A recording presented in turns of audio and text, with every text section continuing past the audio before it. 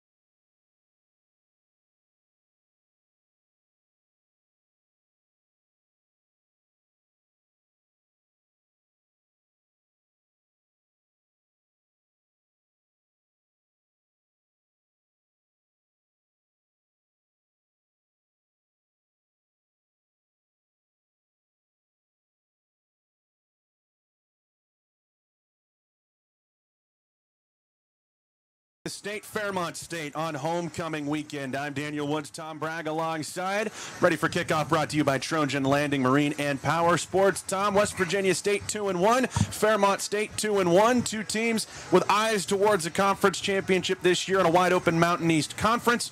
We're going to find out a lot about both of them today. Yeah, definitely. I think at the top end of this conference, maybe things have come back to the pack a little bit. And as you said, it is wide open. There are lots of teams that, after 1 week of conference play, think they still have a shot. We're going to see two of them here today. West Virginia State coming off a pretty convincing win on the road in Buchanan at West Virginia Wesleyan last week. Fairmont got off to a little bit of a rough start in conference play. They lost to Wheeling University 1 week ago. So West Virginia State getting the football first. Fairmont State won the toss, deferred to the second half. And it will be Connor Mollahan on to kick this one away, the Beckley Woodrow Wilson product. This is a Fairmont State team that's got some tremendous specialists. Mollahan kicks off. Emmanuel Richardson, an all-conference kicker, and Ethan Vargo Thomas, a tremendous punter for head coach Luke Barker. Devin Washington, JoJo Restel, back deep to receive for West Virginia State as this end-over-end kick helicopters a yard deep into the end zone, and it's brought out by Devin Washington running along the left hash over the 15, crossing the 20, and he stumbles over the 25 before being brought down. And it will be West Virginia State football to start this one off for Fairmont State. In on the stop, Tristan Williams, redshirt sophomore defensive back on that kickoff coverage. But this West Virginia State offense takes the field, traveling from left to right across our broadcast position for the first time, officially at the 26-yard line. And this is a West Virginia State offense that put up 45 points a week ago against West Virginia Wesleyan. Yeah, you saw quarterback Caleb Jackson really got things going last week, the HBCU National Player of the Week for his efforts. He comes out in the shotgun, motions his H-back Deron Johnson to the right of the formation. JoJo Restel, the running back, to start this one. Snap back to Jackson. He'll roll to his right. Under pressure, evades one rusher. Now throws to Restel at the 30-yard line, and it's through his hands and incomplete. An unfortunate drop for the Yellowjackets running back out of the backfield there, because the quarterback, Jackson, did a lot of work just to keep that one alive and then found the open man. But as you said, unfortunately, through his hands and off the turf for an incompletion. Second down and 10 upcoming. Restel gets the start. Justin Pessoa was injured a couple of weeks ago against Barton, missed the West Virginia Wesleyan game, the all-conference running back a year ago. He's in uniform. We're not sure if we'll see him today. Shotgun snap to Jackson. Handoff Restel off left tackle. Had a seam for a moment. Now he's pulled down from behind as he charges his way up to the 27-yard line. Just a gain of a single yard. Matt Pack, the nose guard, in on the stop, and he's a tough customer there in the middle, 6'5", 325 pounds, brings up third down and 9 with 30 seconds gone in this first quarter. West Virginia State will bring an extra receiver in on 3rd down and long. Adrian Mosley replaces the H-back Johnson. And working from the left hash, Jackson will set up with twin receivers to either side of the formation and wrestle on his right hip. 4-man front for Fairmont State out of this 3-3-5 look. The snap comes back to Jackson. He drops as they send 5. He steps up in the pocket looking for somewhere to go. He'll go for a run across the 30, breaks the tackle, spinning forward to the 35. They look to push the pile, but I don't think he got it. Just inside the numbers on the far sideline. Needed to get to the 37. It looks like they brought him down at the 36. And 4th down and 1 upcoming, but there's also a flag in the backfield, and this one may be coming back anyway. It was a nice job by Jackson to recognize he wasn't going to be able to get the pass off there, tucked it and ran, made a few guys miss, and the pile even pushed him forward. She said, came up just short of that line to get, but we'll wait and see what the penalty on the field is. I think they're going to call a chop block. An illegal low block against West Virginia State. Officials' microphone not quite with us yet so far, but that's going to back the Yellow Jackets up. And Fairmont State's going to accept it, so rather than taking their chances on 4th down and 1, they're going to back West Virginia State up to the 18-yard line on the illegal low block. I think that's probably the wise and prudent move, too, with the way that the Yellow Jackets are able to run the ball. I wouldn't want them to just have 1 yard to go for you. I know it's Absolutely. 4th down early in this one on your own side of the field, but I'd much rather take my chances with 3rd and 15 than 4th and 1 against this team. Certainly so, and now they've moved the ball back even further. They'll put it down at the 13. 13:50 on a running first quarter clock. The snap back to Jackson. 4-man rush from Fairmont State. He rolls out to his right, directing traffic downfield, running out towards the numbers. Jackson, running out of room, is going to heave this in the direction of Adrian Mosley, but a few yards into the Yellow Jackets sideline, and it's time for Alex Schrader to come on and punt for the Yellow Jackets. They go 3 and out on the opening drive. A well-defended 3rd down play by Fairmont State. Just nobody open downfield. Jackson bought as much time as he could, and credit to the offensive line. They gave him plenty of time to work back there. Just couldn't find an open man, had to dump it out of bounds. And Alex Schrader will have to punt about a yard deep into his own end zone.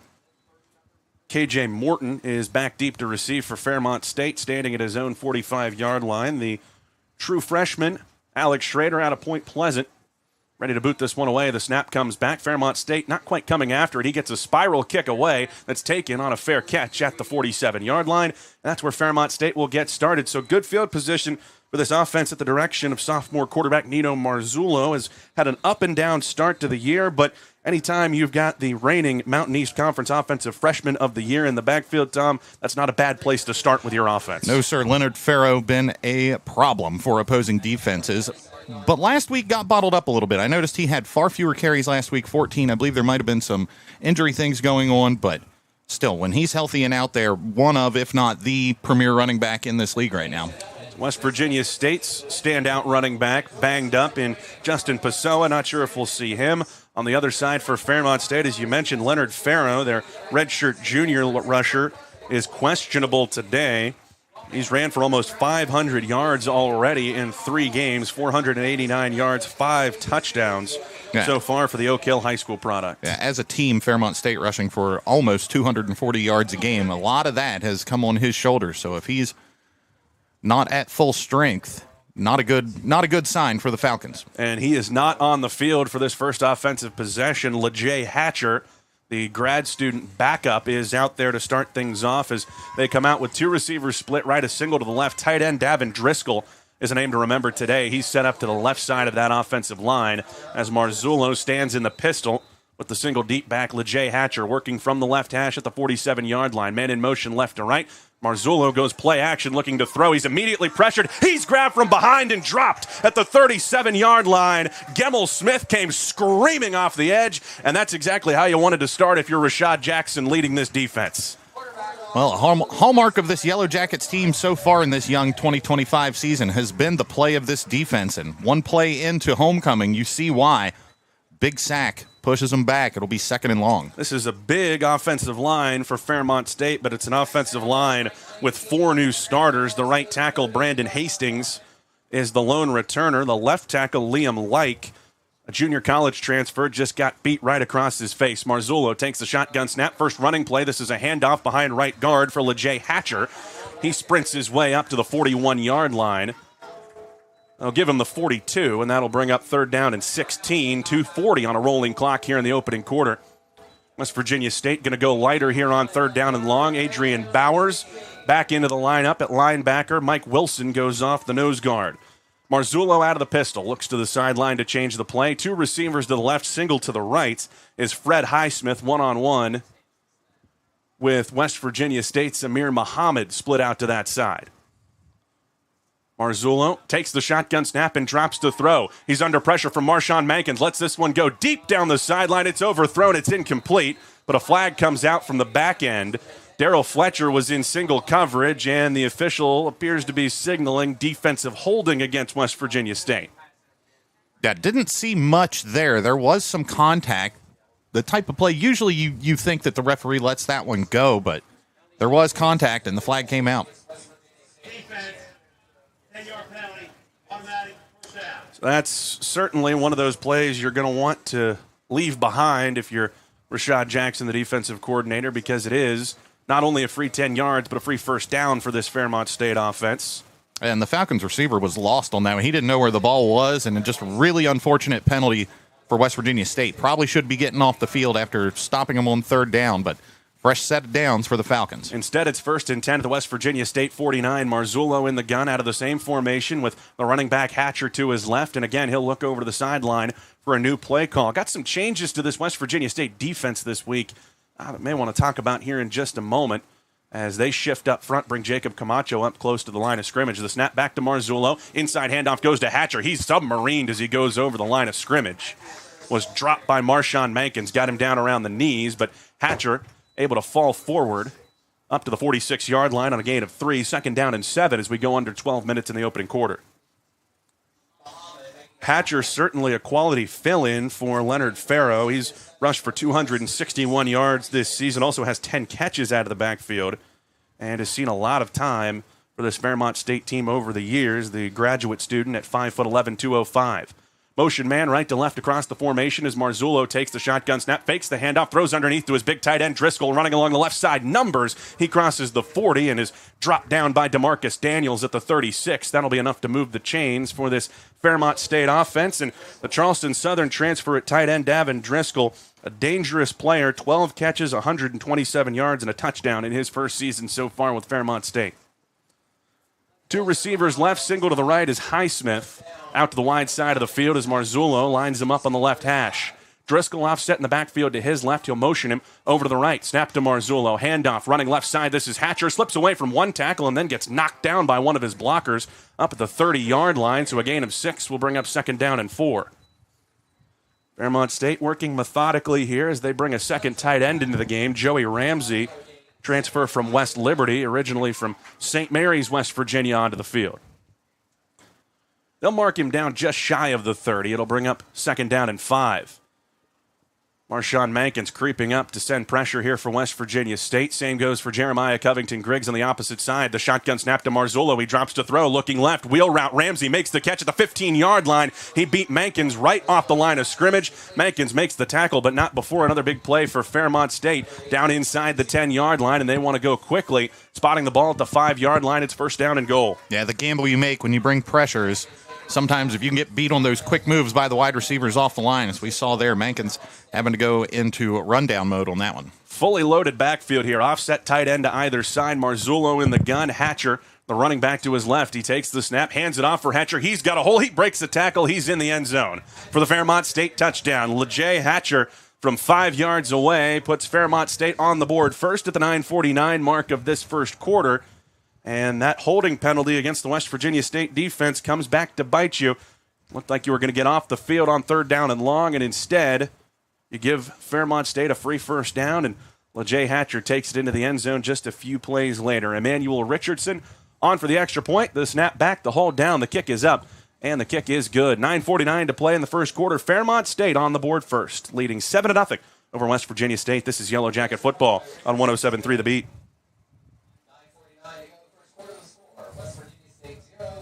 You have dreams. A better life, a better job, a better you. So where do you start to build the skills necessary to get there? At West Virginia State, you are not just a number, you are who you choose to be. You receive personal attention from award-winning faculty. You study in nationally recognized programs. You learn the skills that will get you the job you know you can have. No matter where you want to go or what you want to do, it starts at State. Little General Stores has been serving West Virginia communities for almost 5 decades. That's nearly 50 years of providing those essential needs for your daily journey. We are so grateful to be a small part of your lives, and we want to recognize the integral part of our operation, the LG family. We know these last couple years haven't been easy, but with every sunrise and sunset, you keep us going. To the LG family, the moms, dads, sisters, brothers, sons, and daughters of West Virginia, thank you. Comes out once you give the ball up when you thought you were getting off the field on defense.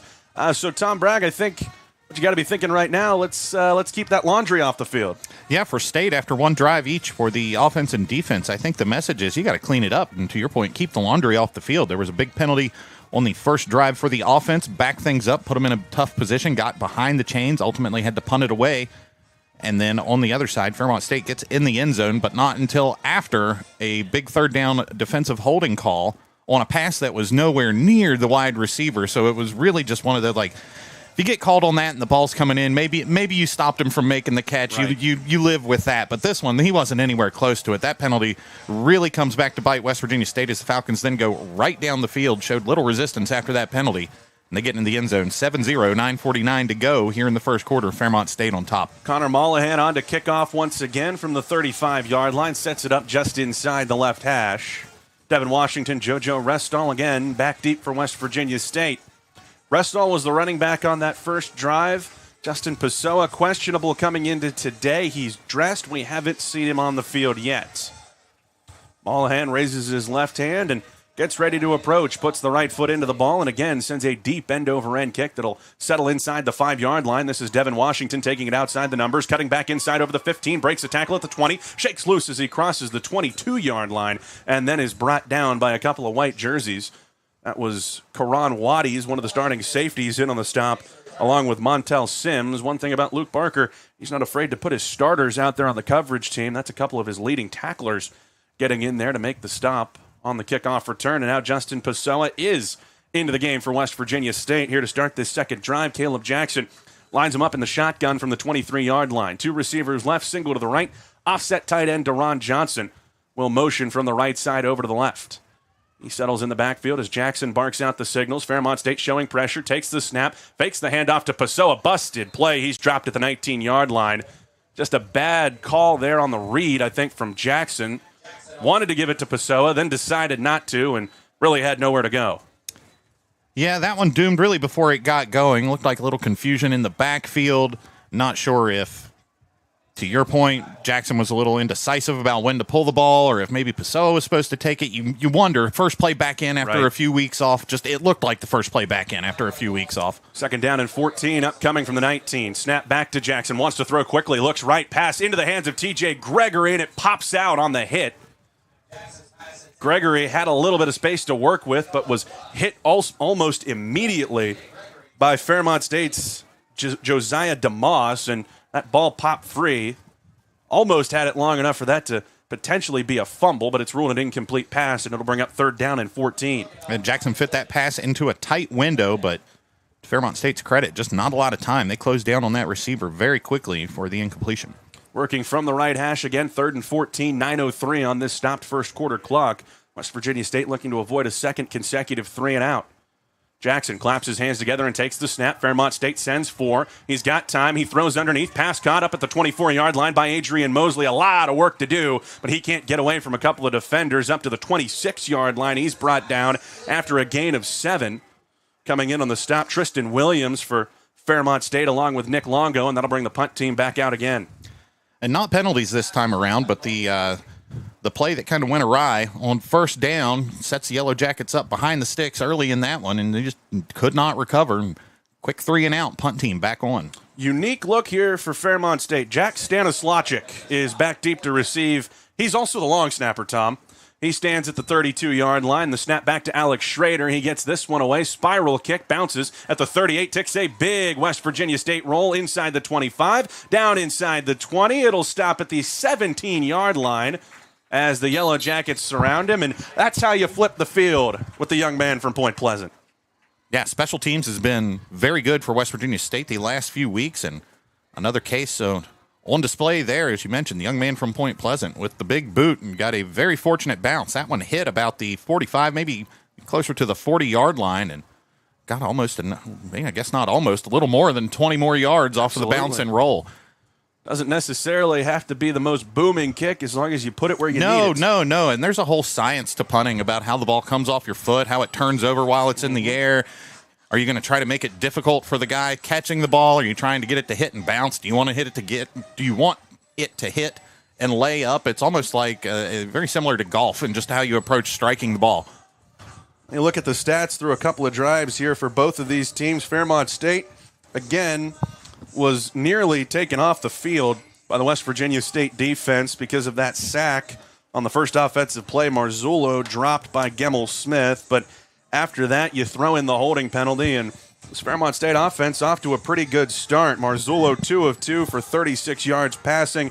LeJay Hatcher 4 carries, 16 yards and a touchdown. So West Virginia State going to need to tighten some things up. Some changes to the West Virginia State secondary today. DeMarcus Daniels played a lot last week in the absence of Amir Muhammad. Muhammad's back, but he's moved from safety to corner today. He's starting opposite Darrell Fletcher.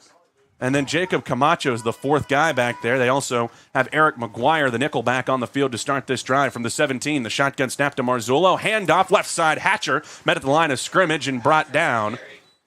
Gemmell Smith in on the stop that time again. Marshawn Mankins there as well for West Virginia State. We go under 8 minutes in this opening quarter. 2nd down and 10, upcoming after a run for no gain. Amir Muhammad, the transfer from Millersville, played a lot for that PSAC program as a freshman last year at corner. Had gotten a starting spot at safety here for West Virginia State this year, but he starts at corner today. Motion man from left to right across the formation for Marzullo, who takes the snap, fakes the handoff, throws to that motion man out wide to the right side. This pass caught at the line of scrimmage by Kimothy Massey. Tried to make one man miss, couldn't get away from Camacho. It's a gain of 3 yards to bring up 2nd down and 7. 7:20 to go in this first quarter of action. Nice open field tackle by Camacho there. If the receiver gets by him, certainly a first down, maybe a lot more. There was a lot of space behind him there. Ball up to the 22-yard line. Marzullo in the pistol. The deep back is Hatcher, a single receiver right 2 to the left. He'll look over to the sideline for the play call. Brings Hatcher up to his right side this time. Tight end Driscoll set up to the right side of the formation as well. West Virginia State shows pressure as Marzullo takes the snap, throws over the middle. Pass broken up. It was intended for Driscoll, and Camacho came in right over the top, not afraid of the big tight end, and busted that play. It's going to be a 3-and-out for Fairmont State. Yeah, Camacho put his body on the line, left his feet, put the big hit on the tight end right as the ball got there. The key to that was the timing. Didn't get there too early and draw the flag, didn't get there too late and allow the catch, and maybe the bigger man to shrug him off and gain some more yards on that. Nice play by Camacho. We've called his name a lot this year, and for good reason. He is a solid player, a big piece of this Yellow Jacket defense. Ethan Vargo Thomas, the sophomore from Oak Hill, on to punt. He stands at his own 7-yard line. Malik Baker back for West Virginia State at the 35. It's a low snap. It's nearly blocked, and Vargo Thomas just gets it away. It'll bounce at the 50 and kick out of bounds going over the West Virginia State 45. Eric McGuire and Devin Washington flew into the backfield, nearly got a hand to that ball, and instead it'll still set up West Virginia State with its best field position of the day. They'll mark it down at the 45. So you talk about progress in a game. First drive, you think you got things going pretty well. The big penalty sets you back. Fairmont State, ends up going down the field and scoring. So next time out, how do we get better? Well, let's get off the field. Let's not let them score. Let's not make penalties that hurt ourselves. And mission accepted and mission passed for the Yellow Jacket defense. That was a good run. Jackson in the shotgun. 2 receivers right, single left with Pessoa. On his right hip, claps his hands and takes the snap. A short drop. Now he'll roll to his right. Looking down the field, throws into one-on-one coverage wide of Amari Airy and out of bounds. Tight coverage on the play that time from Caleb Benton, the corner covering West Virginia State's leading receiver. Amari Airy certainly going to draw some attention today, coming off of a 161-yard performance last week against West Virginia Wesleyan. So it'll bring up 2nd down and 10, working from the left hash, West Virginia State. Clock stops 6:37 in this first quarter of action. The lead for Fairmont State is 7-0. 3 down front for Fairmont State as Jackson works again out of the gun. Flashing pressure, they'll send 4. The snap back, the handoff to Pessoa left side. He's got nowhere to go. was able to get away from one tackler, but was just swallowed up by white jerseys. And Josh Alt came in on the stop for Fairmont State. Pessoa able to fall forward back to the line of scrimmage, but nothing doing there to bring up 3rd and 10. And no push up front from the line for the Yellow Jackets. And Pessoa got the ball and just had nowhere to go. A nice job by the Fairmont State defensive front. And Josh Alt, former player here at West Virginia State, local guy, in-state guy rather, played his high school ball at Pendleton County. Single receiver left, 2 to the right for Jackson. He'll motion Malik Baker into the slot on that right side. He takes the snap. Pressure comes from Fairmont State. He steps up in the pocket, dances out to his left. He's going to go for a run, gets a block from Pessoa, makes one man miss, spins at the sticks, dives forward. He's got it up to the 44-yard line of Fairmont State. It looked like there were several spots where you think, oh, he might go out of bounds, he might get pushed out of bounds, but the fantastic West Virginia State quarterback tiptoes down that sideline and moves the sticks for a first down. Talking to John Pennington this week, he said they need to find more ways to get Caleb Jackson out of the pocket, and you can see exactly why right there. Tightrope the sideline, then broke a tackle to pick up that first down. Ball spotted at the 44 of Fairmont State. Yellow Jackets over midfield for the first time. 2 receivers right, single left is Gregory. Offset tight end to the right side is Deron Johnson. The snap back to Jackson. Turns, hands it off for Pessoa. Running off left tackle. Slips away from one tackler. Spins forward up to the 40-yard line. Picks up 4 or 5 yards there. Nemo Roberts, local product here from Cabell Midland, in on the stop for Fairmont State. But it'll bring up 2nd down and a long 5. Under 5 minutes now with 4:55 to play in this first quarter. Of course, that Roberts name at Cabell Midland, it carries a little bit of weight. JJ, of course, was a standout at Cabell Midland, played at Wake Forest, and had a very good career at Marshall. Injured this year, but did some things preseason with the Tampa Bay Buccaneers. Look for him in the NFL next season. Jackson out of the gun, 2 receivers right, single left. Snap comes back, pump fakes, now bootlegs right. Pessoa helps pick up the blitz. Jackson throwing on the run, pass caught, 34-yard line, turning upfield, and picking up the first down. Malik Baker had his helmet knocked off. He was able to burrow his way up to the 31-yard line. And that should be more than enough for a West Virginia State first down. And they will move the chains. 4:15 to go in this opening quarter. Ball down to the 31 as the Yellow Jackets are making their way into Fairmont State territory. Jax McCarty, the tight end, checks in for the first time for the Yellow Jackets. And now we've got a whistle and a stoppage upcoming. And nobody seems to know what's going on. Looks like the official's trying to get his microphone to turn on.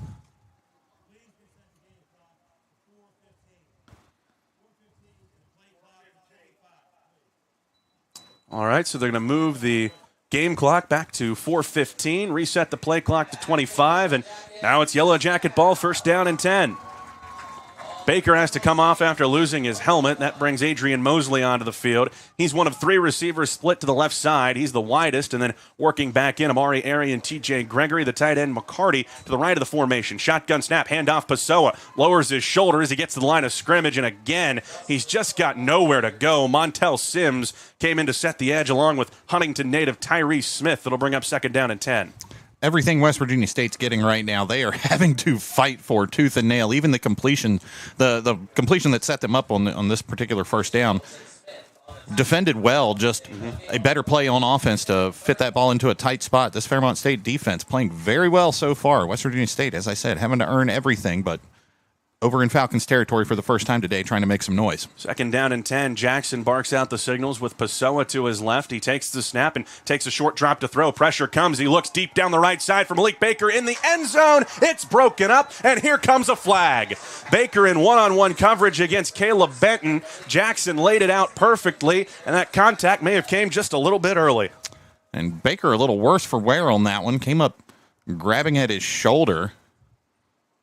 Still kind of hunched over down in the end zone away from the team. They're going to have to bring him off and take a look at that, I think.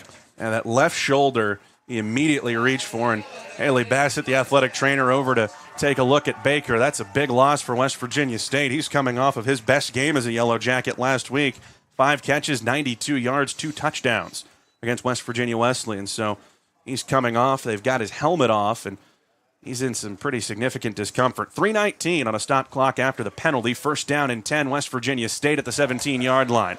Johnson offset tight end right, 2 receivers left for the Yellow Jackets with Pessoa in the backfield. Jackson claps his hands, gets the snap. Handoff. Pessoa has a seam. It closes quickly. He dives his way back over the line of scrimmage and then is swallowed up. Montel Sims came down to close that gap, and Josh Alt got to him as well. Call it a gain of 3 yards down to the 14 to bring up 2nd down and 7. And just not a lot of room on those interior runs. It seems like when State has had success on the ground early here, it's been on the quarterback getting outside of the tackles or things trying to get to the edge. But, man, up the middle, it's been tough going so far. 7-0 the Fairmont State lead. 2:50 to play in this first quarter for West Virginia State. 2nd down and 7. Big set out there for the Yellowjackets. 6 offensive linemen with David Dawson added on the field. Snap to Jackson.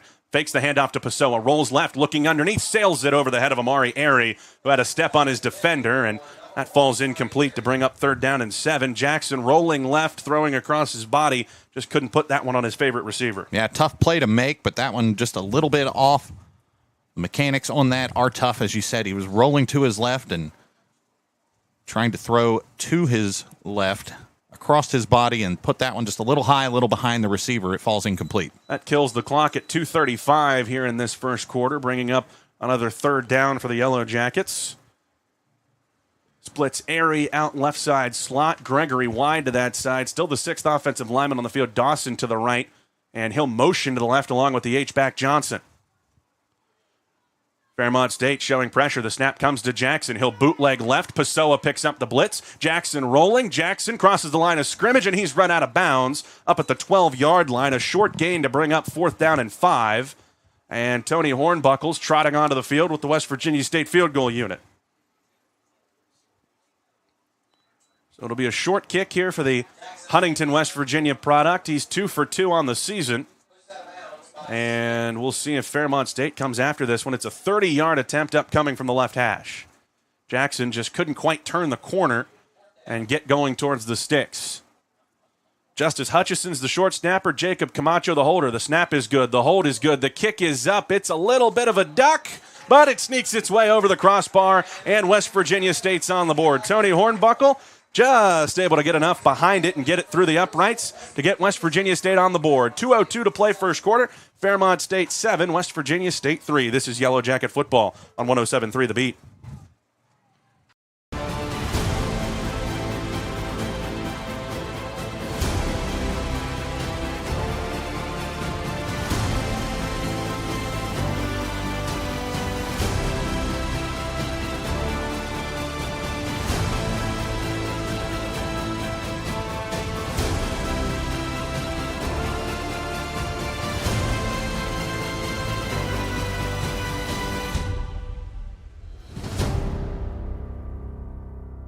For over 4 decades, the health plan has been rooted in your community and the state of West Virginia.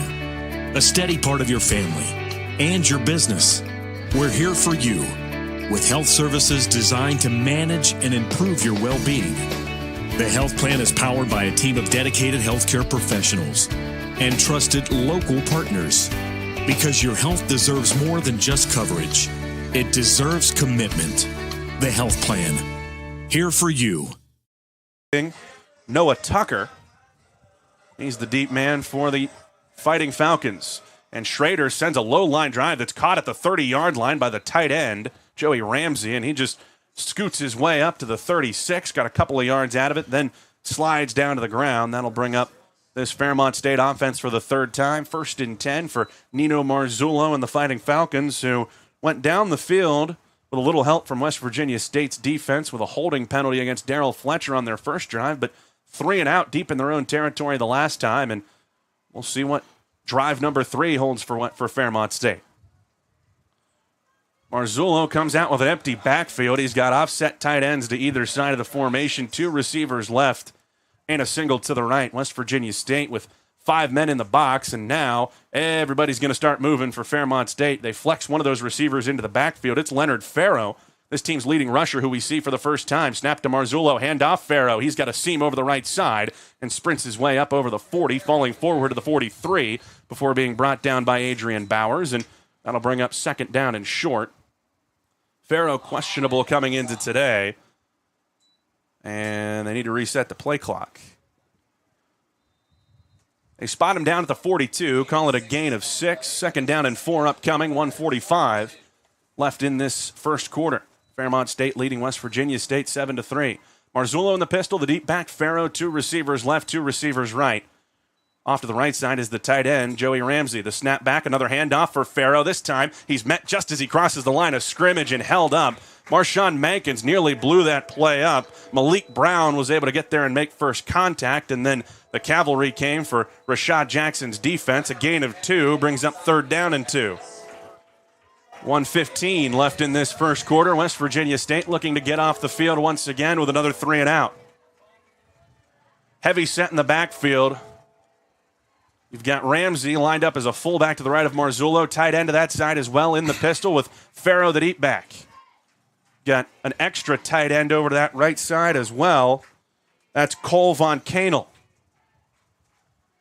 Wonder which way they're going to run the ball. Snap back to Marzullo. Fakes the handoff. Bootlegs left. Throwing underneath. It's over Ramsey's head and incomplete.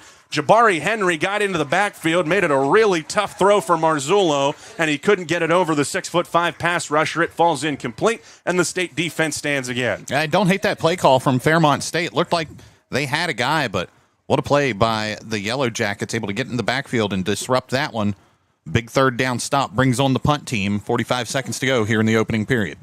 Malik Baker back deep to receive for West Virginia State. Good to see him back out after he took a knock on the shoulder, trying to make a catch in the end zone on the last drive.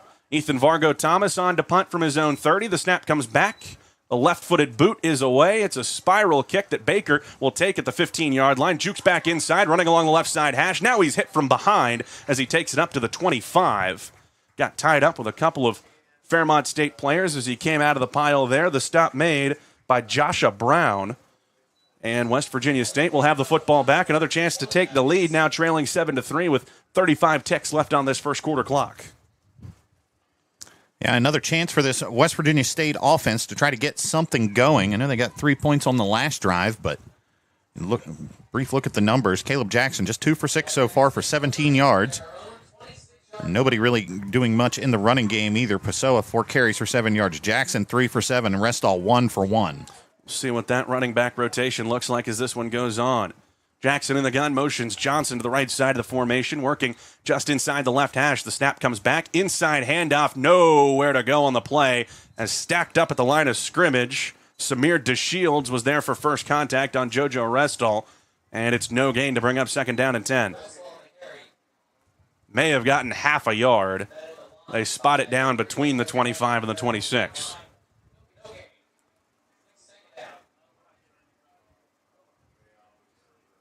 That big front line for Fairmont State, not just big, it's deep. They rotate a lot of guys in there up front.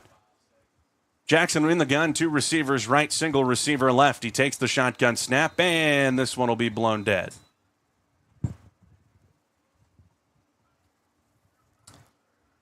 It's the end of the first quarter. Okay, yeah. 15 minutes off in time. 15 minutes gone here in Institute. It's Fairmont State 7, West Virginia State 3. Second quarter action coming up after this on 107.3 The Beat. You have dreams. A better life, a better job, a better you. So where do you start to build the skills necessary to get there? At West Virginia State, you are not just a number, you are who you choose to be. You receive personal attention from award-winning faculty. You study in nationally recognized programs. You learn the skills that will get you the job you know you can have. No matter where you want to go or what you want to do, it starts at State. Little General Stores has been serving West Virginia communities for almost 5 decades. That's nearly 50 years of providing those essential needs for your daily journey. We are so grateful to be a small part of your lives, and we want to recognize the integral part of our operation, the LG family. We know these last couple years haven't been easy, but with every sunrise and sunset, you keep us going. To the LG family, the moms, dads, sisters, brothers, sons, and daughters of West Virginia, thank you.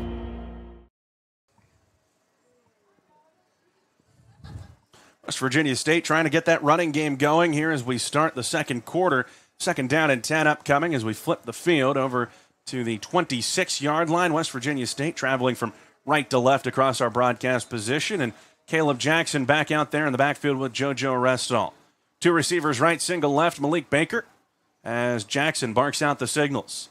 The snap comes back from Logan Bartholomew. Fakes the handoff, looking to throw under pressure. Dances out to his right, now running outside the hashes. Fires on the run and sails it into the Fairmont State sideline. Incomplete. Just nowhere to go downfield with the football.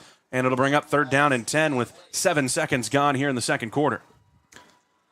Now, the Fairmont State defensive secondary doing a good job of keeping these West Virginia State receivers in check, but also things just seem slow developing down the field for the Yellow Jackets right now. Haven't seen Javon Lewis at corner yet for Fairmont State. The Pittsburgh native was a walk-on at Pitt, transferred to Southern Utah, then joined this Fairmont State program a year ago. He's typically their number 1 guy out there, but they're holding up without him. Jackson takes the snap on 3rd and 10, looking right, screen set up, pass caught. Amari Airy picks up a block across the 30, breaks a tackle over the 35, spins away at the 40. Airy in a foot race into Fairmont State territory over the 40, now inside the 30, to the 20, 15, 10, 5, touchdown, West Virginia State.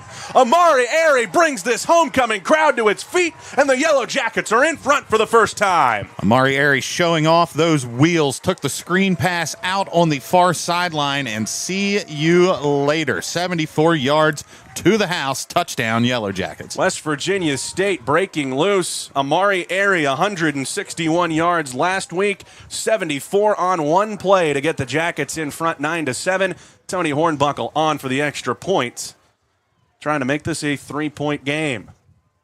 Hutchison the snapper, Camacho the holder. It's a low snap and it's popped out of Camacho's hands for a moment. Hornbuckle had to kick that right off the turf effectively and never got it over the line, so it's no good. And West Virginia State's lead stays at 2, 9-7, 14:38 to go in this second quarter. You're listening to Yellow Jacket Football on 107.3 The Beat.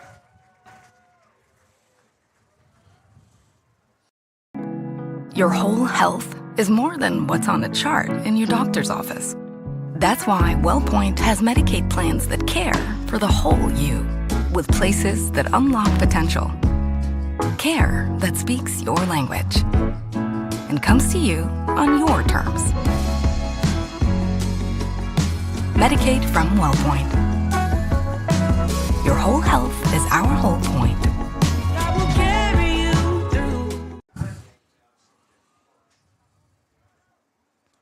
74 yards to the house. Amari Airy pitch and catch with Caleb Jackson on the screen pass, and Yellow Jackets are in front for the first time, 9-7. The extra point from Tony Hornbuckle, just not the execution you were looking for. Low snap.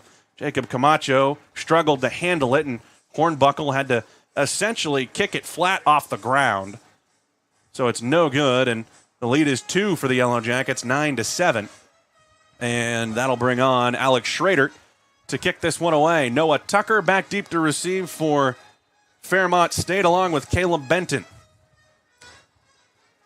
Schrader's put a couple into the end zone so far this season. The right-footed boot sent away, end over end, helicoptering towards one of those returners. Instead, it'll roll out of bounds at the 10-yard line, and that'll be an illegal procedure penalty against West Virginia State out to the 35. Well, in tennis, they normally call that an unforced error. It's Absolutely. Just one of those things as a kicker, just the cardinal sins. You got to keep those kickoffs in bounds. Not hardly any wind to speak of. No, I think he just missed that one. September afternoon, it was a miss hit, and we've seen Schrader, particularly when he's had the wind, be able to put it a few yards deep in the end zone, but it is just absolutely a stale environment, you would say. Yeah. In terms of the air here. No wind at Dickerson all. Stadium. The flags on either upright, just resting, not moving even a little bit right now. Shotgun snap, Marzullo, inside handoff. LeJay Hatcher was held up a couple yards past the line of scrimmage, but able to charge forward and pick up some yards after contact. They'll give him 7 out to the 42-yard line, 2nd and 3 upcoming. 3 receivers split left, tight end Driscoll right. For Marzullo in the gun, Hatcher on his right hip. Marzullo takes the snap, looking to throw downfield. Instead, checks underneath to Driscoll right at the line of scrimmage. He's able to dive forward for the first down. Was met by a couple of West Virginia State defenders, but does get that first. It was Sean Russ that was able to come in and help make the stop for West Virginia State. Yellow Jackets are mixing some stuff up with this secondary. Amir Muhammad was the starting strong safety at the beginning of the year. He's playing corner. Sean Russ, start of the year as a corner. He's playing safety. Now here's a keeper for Marzullo off the left side. Nowhere to go. Picks up a yard, and then Camacho sticks him I'll give Marzullo forward progress to the 49. Second down and 8 coming up for Fairmont State. 13:30 to go here in this second quarter.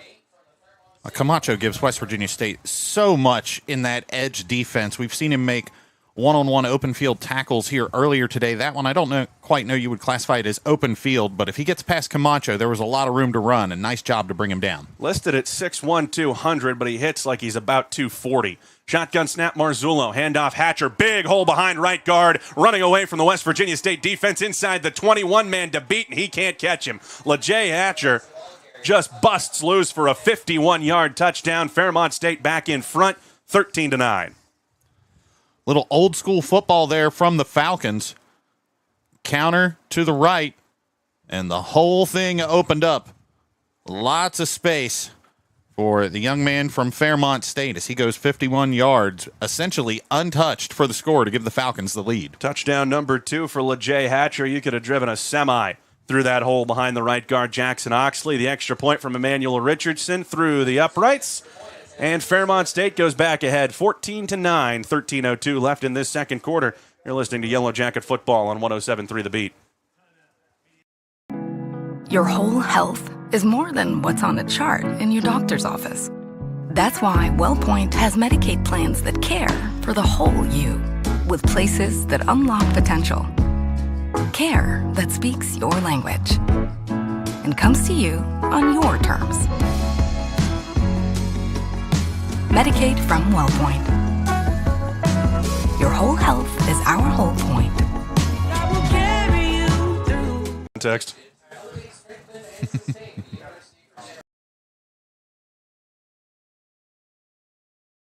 Action. It was a little bit of a slow starting game between West Virginia State and Fairmont State, but now some big plays here in the first couple minutes in the second quarter. Fairmont State, the most recent, a 4-play, 65-yard drive, the bulk of which comes on a 51-yard touchdown run by LeJay Hatcher. Tom Bragg, we talked about it in the early going. Weren't sure if Leonard Farrow was going to go for Fairmont State at running back. Weren't sure how much we'd see him if he was available. He's gotten a couple of touches, but LeJay Hatcher, the number 2 back on this team, more than capable of shouldering the load, and he's shown that so far. Yeah, Farrow's such a big part of this Falcons offense, averaging 239.3 rushing yards as a team coming into the game, and you see why. It's not just Farrow. Hatcher showing off what he can do. 2 scores on the game so far, and really untouched on that 51-yard scamper to the end zone to make it 14-9. Fairmont State in the lead here. 7 carries for 74 yards. The grad student from Olney, Maryland. Connor Mollahan on to kick it off. This is a high kick, taken 4 yards deep in the end zone and dropping to a knee for the touchback is West Virginia State's Devin Washington. And that'll bring the Yellow Jackets out to the 25-yard line. 13:02 on the clock where this drive will start for West Virginia State. Looked like a potential 3-and-out the last time out for the Yellow Jacket offense, but set up the screen on 3rd down and 10, and Amari Airy did the rest, 74 yards to the end zone. And we'll see if that can spark this Yellow Jacket attack a little bit here. Yeah, almost shades of the early goings last week in Buchanan where it was just big plays both ways. Caleb Jackson sends his offense into motion. 2 receivers right, single left. The tight end McCarty in the backfield. He'll take the snap, hands off for JoJo Restel. Had a hole that closed in a hurry. Coming downhill, Karan Waddies from that safety position put a hit on Restel, but it looks like Waddies came out of there worse for wear. He's down in some discomfort, and it's going to be about a gain of 2 yards for Restel. And if it wasn't for Waddies sticking his nose down in there, Tom, that one could have been another big one. Yeah, big hole opened up. Waddies coming seemingly out of nowhere to put the big stick on JoJo Restel. But as you said, Waddies took the worst of that one in some amount of pain down on the ground. Looked like he was grabbing at his left arm. But for a few seconds there, he was face down on the turf and kicking his legs. It looked like whatever happened, it didn't feel good. It was an awkward collision because Restel, I think like just about everybody else, didn't really think Karan Waddies was going to fill that hole. No, and it was as Restel went to cut, too. Right. So he kind of went into Waddies and met him halfway and really laid the boom. I know Restel went down on the play, or Waddies got the tackle on Restel on the play, rather, but Waddies still down, still being looked at on the field. That's not a guy you want to lose. The junior from Ijamsville, Maryland, 19 tackles, one of the more prolific defenders on this team, 6'3", 195, adds that a little bit of extra punch in terms of tackling in this 3-3-5 defense as he's going to go over to the sideline under his own power here. And, this defense for Fairmont State, that 3-3-5 look at something that West Virginia football fans are going to be abundantly familiar with from the Jeff Castile years. You want that bigger guy at one of those safety spots because you're giving up a front seven player. Waddy's is that guy. His backup is Tristan Williams, who's 6'1", 185. So you can't really afford to lose that punch from the secondary. 12:45 on a running clock here in the second quarter. 2nd and 8 upcoming for West Virginia State. The snap back to Jackson. The handoff to Restel. He's got a seam. Cuts up north and south over the 30. Breaks the tackle at the 35 and is pulled down from behind at the 39-yard line by Montel Sims. There comes the West Virginia State rushing attack. Move the chains up to the 39-yard line. Call it the 40 as JoJo Restel breaks free for the first time. Yellow Jackets want to go quickly. 2 receivers bunched right. Javian Jones split left. Here's another handoff for Restel. He waits patiently, slips a tackle, takes it over the 45, lowers his shoulder, and gets 2 more yards up to the 47. Restel almost stayed up through that one. I think the ball actually is what touched the ground, but fighting hard here, trying to get this running game going in the second quarter. State a little momentum on the ground right now. Gain of 7 yards. Quadir Lockett-Smith in on the stop. 2 receivers right. Jones, the single left, the true freshman out there for the first time for West Virginia State. Jackson changing the play at the line, gets the call from the sideline, steps up, checks his offensive line, and we're ready to play ball. 11:40 on this second quarter clock. The snap to Jackson. Another handoff for Restel, running behind left guard. Picks up a block from Justice Hutchison. He's near the line to gain of the 50. Was driven back by a couple of defenders, including big Derek Badley.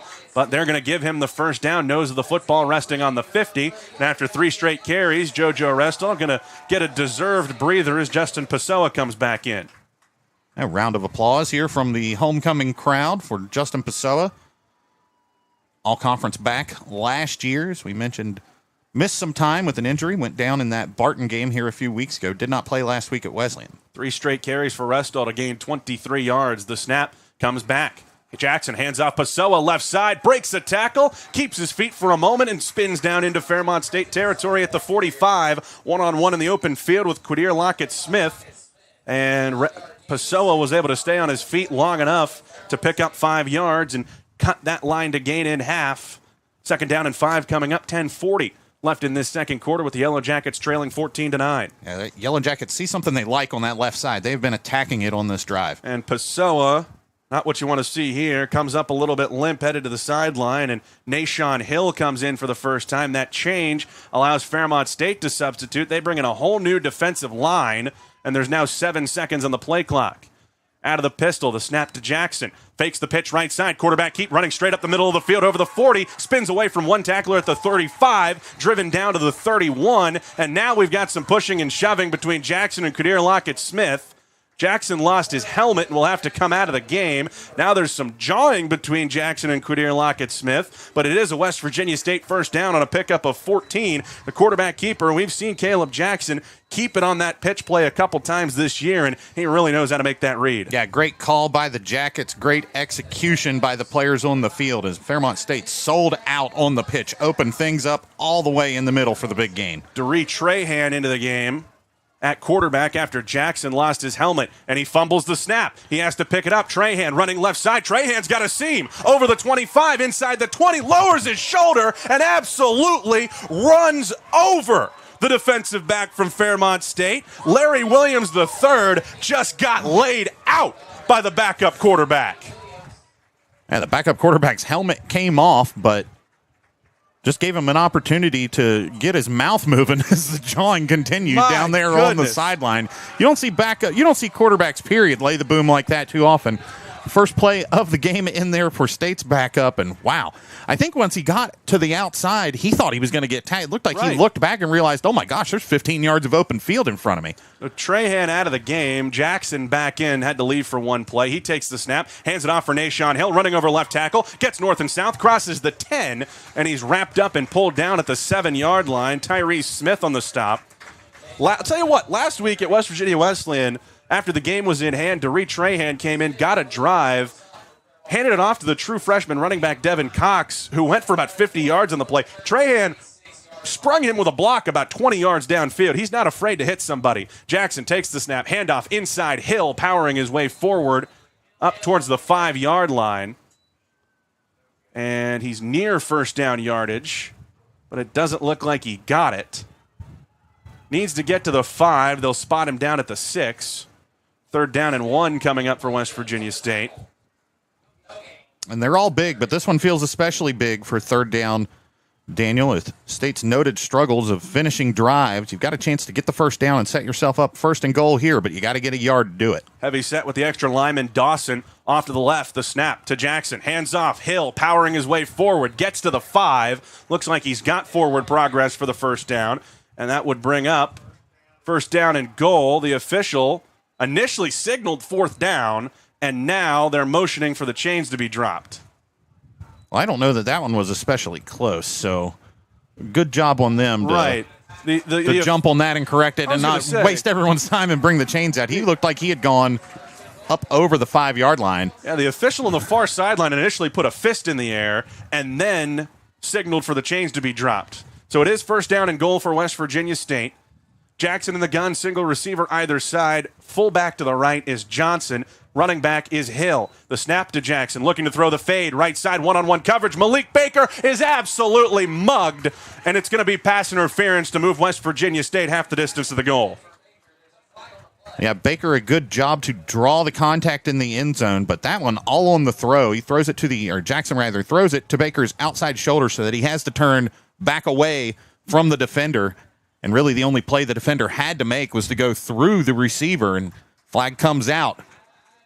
One-on-one coverage with Caleb Benton, and again, Baker a little slow to get up on the play. This time going to have to limp to the sideline. Again, he's holding that left shoulder, so that's obviously pulls at that him. shoulder, pulls like up under his shoulder pads on that side. So, yeah, as you said, obviously something bothering that young man.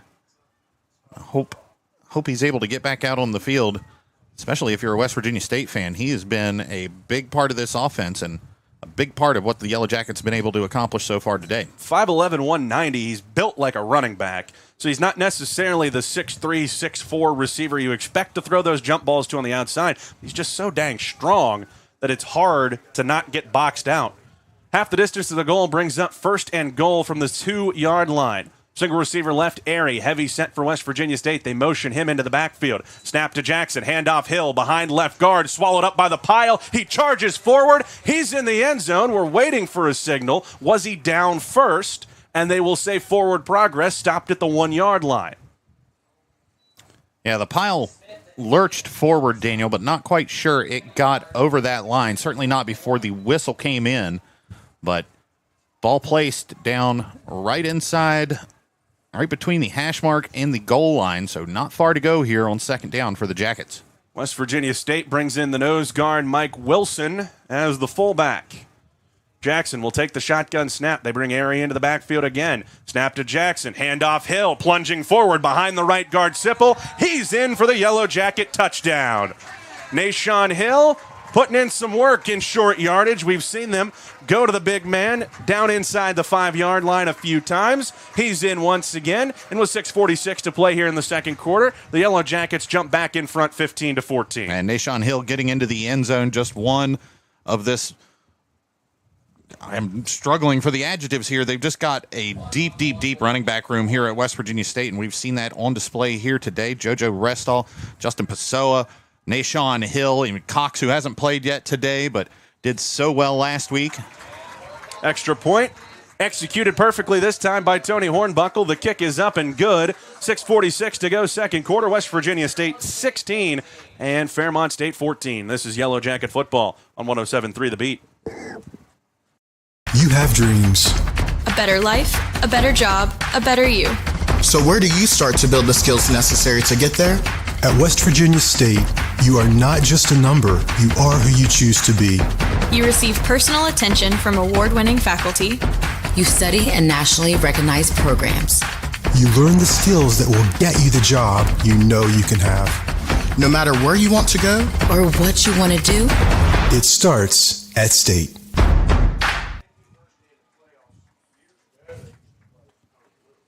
Back and forth here in this second quarter. West Virginia State with its most sustained drive of the day today. 12 plays, 75 yards, 616 yards. 6 minutes and 16 seconds. That's 616. That would have been impressive. That's, I don't know how you pull that one. It's hard to do. 6 minutes and 16 seconds for the Yellow Jackets to get in the end zone. A 1-yard touchdown run by Nashawn Hill. Tony Hornbuckle's extra point makes it a 2-point game, 16-14. And we'll see if Fairmont State has a response. Alex Schrader to kick this one away for the Yellow Jackets.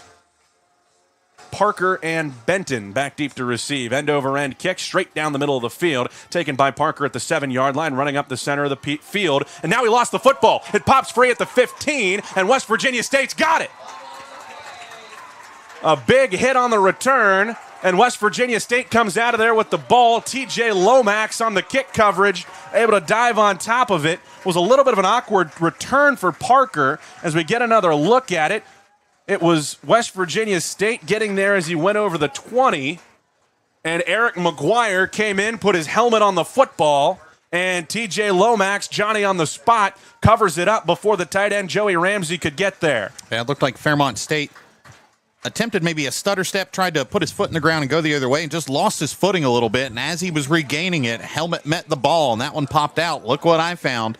A big turnover for West Virginia State sets the Yellow Jackets up in very good field position. Is that where the momentum shifts today? From the 28-yard line, they're going to run a reverse. Hill hands it off to Airy, who's going to throw. He's got a man at the goal line, and it's underthrown, intended for Adrian Mosley. There was nobody within 15 yards.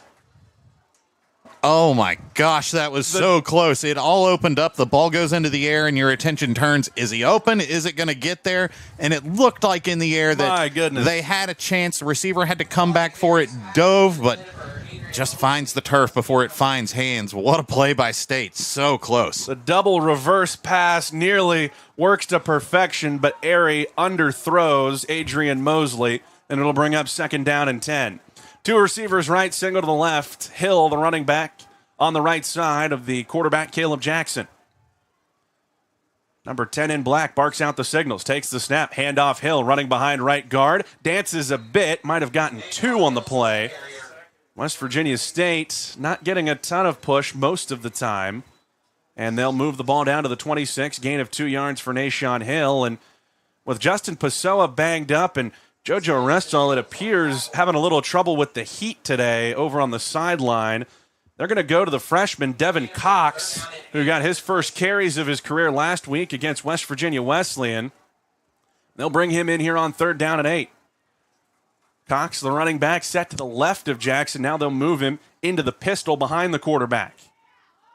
Fairmont State shows pressure. They'll turn and hand it off for Cox. Looking for that left side edge. Cox over the 20. Cox breaks loose. Inside the 10. Untouched. Devin Cox, 26 yards for his first career Yellow Jacket touchdown. How about that for your first touch of the day, young man? He turns around the left side, and nobody was going to catch him.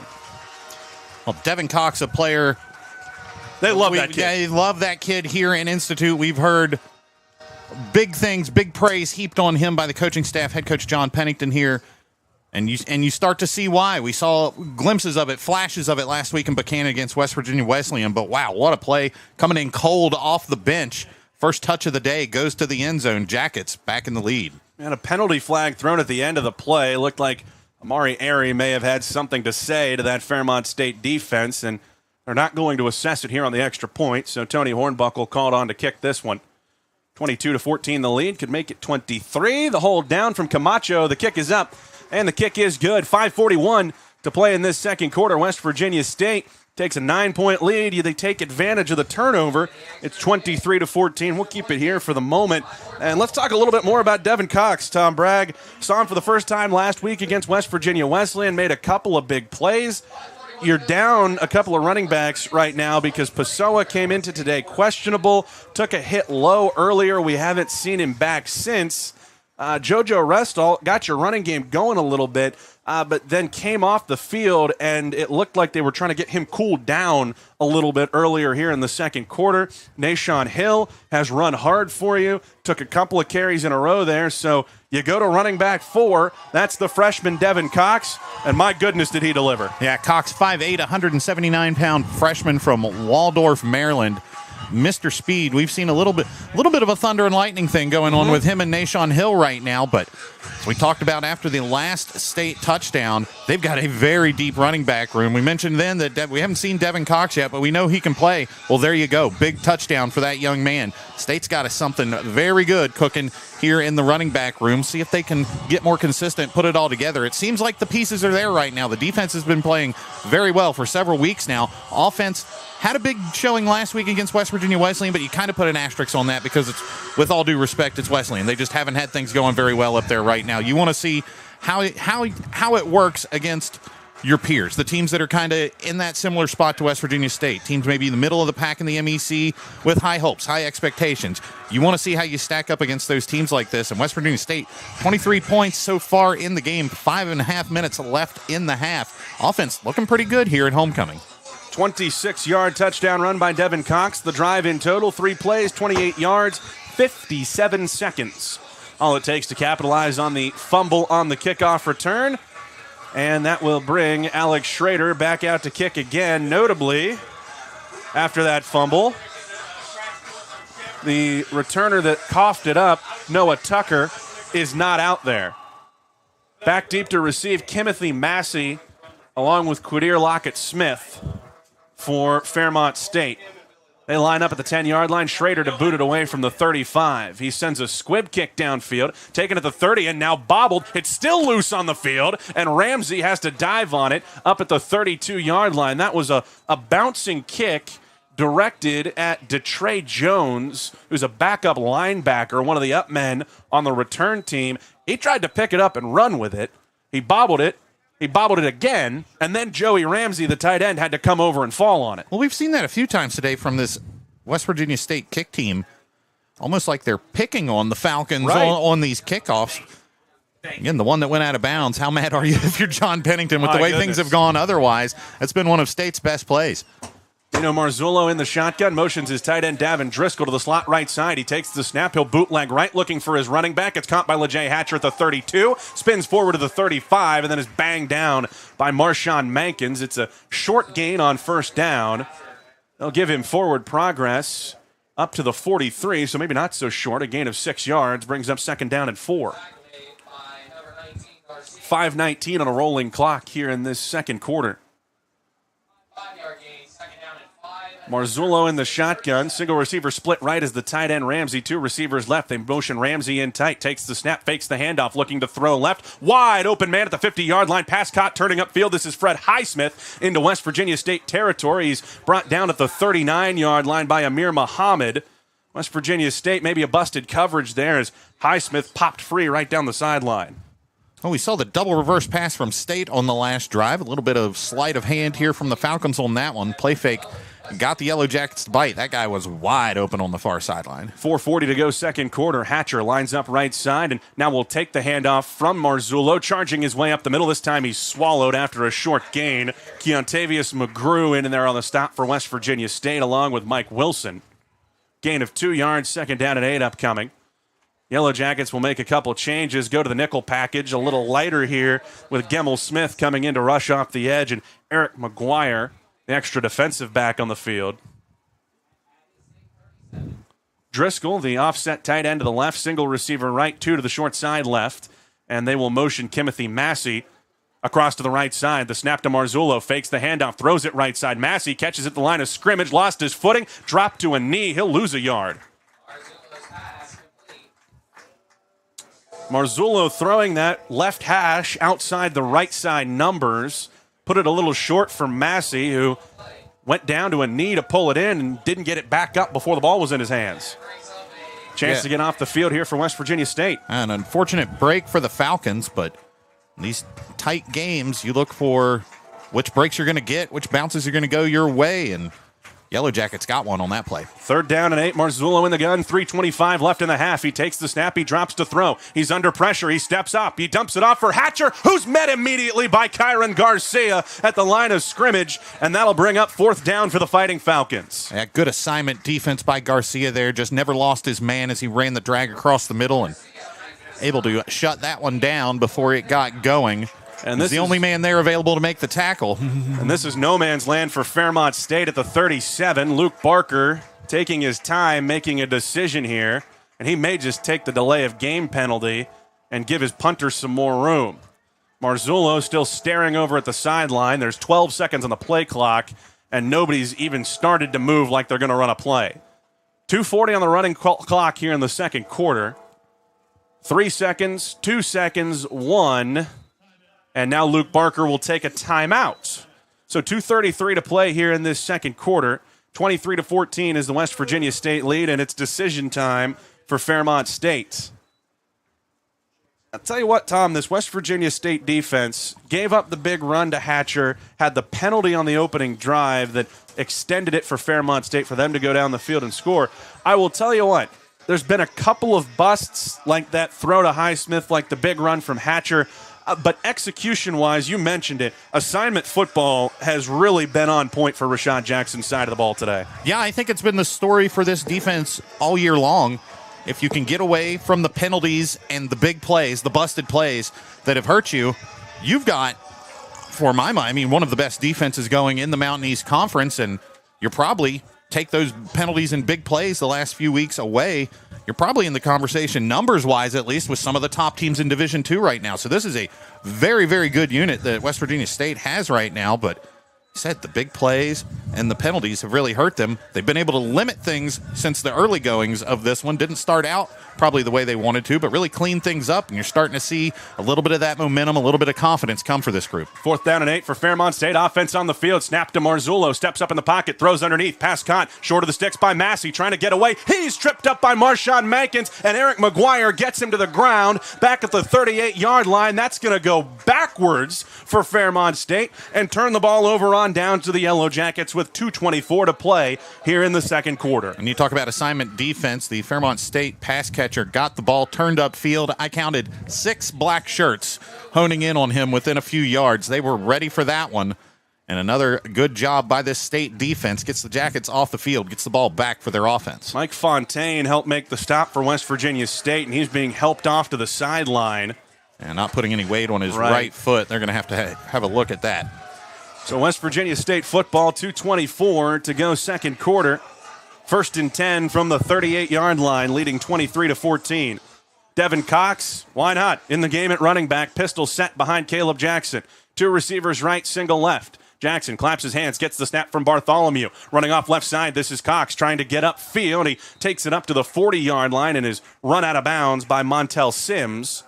It'll be a gain of 2 yards to bring up 2nd down and 8. Clock still rolling down towards the 2-minute timeout, now down to 2:10. West Virginia State, of course, going to be careful here. Don't want to give Fairmont State the ball back before halftime, but you want a chance to go get some points anyway. That'll take us to the 2-minute timeout. West Virginia State trying to get some points before halftime, 23-14, the Yellow Jacket advantage. This is West Virginia State football on 107.3 The Beat.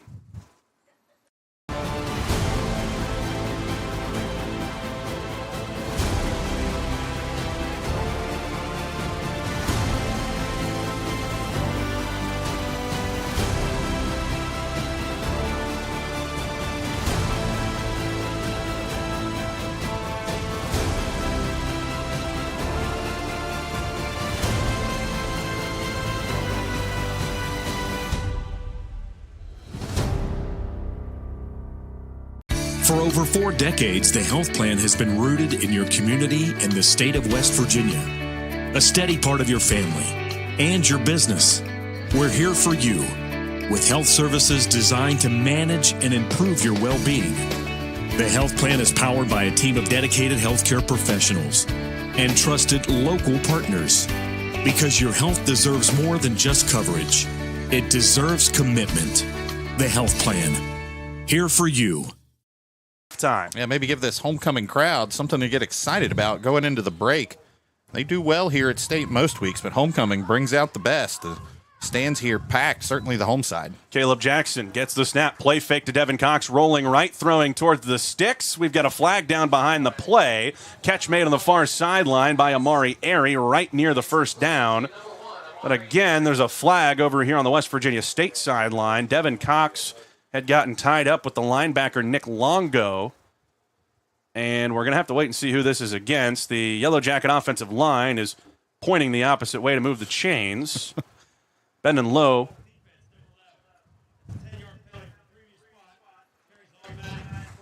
It's a holding penalty against Fairmont State's Nick Longo. It's a free 10 yards and a free first down. So West Virginia State going into Fighting Falcon territory at the 151 mark of this second quarter. Well, maybe it's going to be the 50. Wait for where they put the ball down. It looks like that's where they're setting up, yeah. Nose of the football at midfield for West Virginia State. And we've got some whistles, and now we're ready to play. Yeah, they needed to flip the down marker. Single receiver right, Amari Airy. TJ Gregory split left. They move a man into the slot right side. As the snap comes back to Jackson, he drops to throw, looking deep down the far sideline. One-on-one coverage for Airy, who comes back to the ball. And oh my goodness, he pulled it in with one hand. Amari Airy had to fight back to the football. That guy's 5'10". And he just fought off the defender, shoved him away with the right arm, and snared it out of the air with the left. Oh, my gosh, Daniel. I tell you, I may need to see the athletic trainer after that. When I reacted, I nearly put my hand through the roof here in the broadcast booth. What an amazing catch. Amari Airy with a man all over him. Ball thrown to the back shoulder. He's able to get that arm free and bring it in. State has something cooking here before halftime. Ball spotted on the right at the 10-yard line. Looks like it's going to be first and goal. They have put the chains down. So, yes, first and goal. Amari Airy, 5'10", fighting off the 6'3" corner, Gavin Smith. Shotgun snap, Jackson. Handoff up the middle. Here's Cox charging forward with the pile. Is able to take it up to the 6-yard line, a gain of 5. Clock down to 1:10 here in the second quarter. Now here comes Justin Pessoa. We've got some bodies down on the Fairmont State side of things. Clock rolling down towards a minute. Cox is going to come out of the game. No timeout yet for West Virginia State. Down to 55 seconds. They'll give him 4. It's second down and goal from the 6-yard line. Snap back to Jackson. Handoff Pessoa running behind right guard Brody Sipple. He dives forward over the 5-yard line to the 4. And now John Pennington will use a timeout to stop the clock. Third down and goal upcoming with 39 seconds left here in the first half of action. Well, a lot of football left here, Daniel, but I think we got a pretty strong contender for our play of the game that we give out at the end of things. My goodness. Send that one to the folks in Bristol. Amari Airy just came back and got the football. I'll tell you what, we saw Javian Jones down at Carson Newman make one of the best catches I've ever seen at any level of football. Amari Airy, that catch right might there, have beat it. He might have just beat it. Yeah, there's going to be the postseason banquet if they have a Catch of the Year award. There's going to be some strong contenders here from this Yellowjackets receiving core. And we saw even the catches last week at Buchanan against West Virginia Wesleyan. So we could get another look for our video viewers of the replay. Airy just having to come back to that one. He had to leave his feet to get to it. Brought it in with one hand, kind of going against his momentum. That was an incredible catch. And again, he's 5'10". Gavin Smith, the corner, is 6'3", and he shoved him off like it was nothing. West Virginia State back out, third down and goal from the 4-yard line. They move the extra lineman Dawson over to the left with the H-back Johnson. The snap back to Jackson. He looks like he's going to throw, now rolling right. Jackson in trouble. Jackson cuts back left. He's brought down to the 10-yard line. That one busted from the beginning. Samir DeShields got back there to get him on the ground. And we'll see if West Virginia State goes to the field goal team or if they leave the offense on the field. Fourth down and goal from the 10. Clock down to 20 seconds. And Jackson popped up from that one, looking back at the sideline, not too happy. Little miscommunication perhaps there. And again, it almost made something out of nothing there, but as he went to cut back, looked like he lost his feet on the turf and ended up with his rear end on the ground to bring up fourth down. And they will take a timeout with 2 seconds left in this first half. And Jacob Camacho, the free safety that doubles as the holder, has taken his gloves off and tucked them into the back of his pants. And looks like we may get a Tony Hornbuckle field goal attempt here after the timeout. So West Virginia State, regardless of what happens on this play, is going to take a lead into halftime. 23-14 the advantage. They bump the clock back up to 4 seconds. And I'll tell you what, Tom, after the way this started, West Virginia State goes 3 and out, goes backwards on its first drive, and then hands Fairmont State a free first down on 3rd and long, which then leads to the Fighting Falcons going down and scoring. You thought maybe this one, maybe it's just not your day. Yeah. But that's why you play 60 minutes and not 5. And West Virginia State has really seized the momentum in this one in the second quarter. Yeah, Yellowjackets, little sleepy coming out of the locker room today. Took a little time to get their feet under them, and sometimes that happens. But 23-14 here as we get set up for this potential field goal just before halftime. But to your point, yeah, once they got it going, Yellowjackets have played good ball. 27-yarder for Tony Hornbuckle. The snap back, the hold down, the kick is up, and the kick is good. Tony Hornbuckle punches it through the uprights, and as time expires in the first half, it's West Virginia State 26 and Fairmont State 14. The Yellowjackets go up by 12 going into the locker room. And with the end of the first half, that'll take us into our halftime report coming up after this. When we come back, we'll take a look at the stats from the first half, take a look at scores around the Mountain East Conference and around the country, and give you a look at national news and sports headlines. All that coming up next on 107.3 The Beat.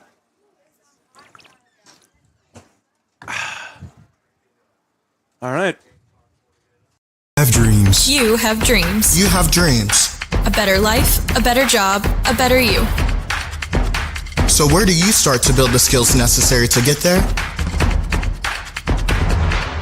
For more than 125 years, West Virginia State University has been educating generations of students who have gone on to change the world. At West Virginia State, you are not just a number, you are who you choose to be. You receive personal attention from award-winning faculty.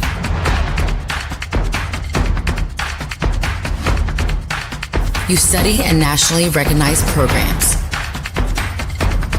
You learn the skills that will get you the job you know you can have. No matter where you want to go or what you want to do, it starts at State.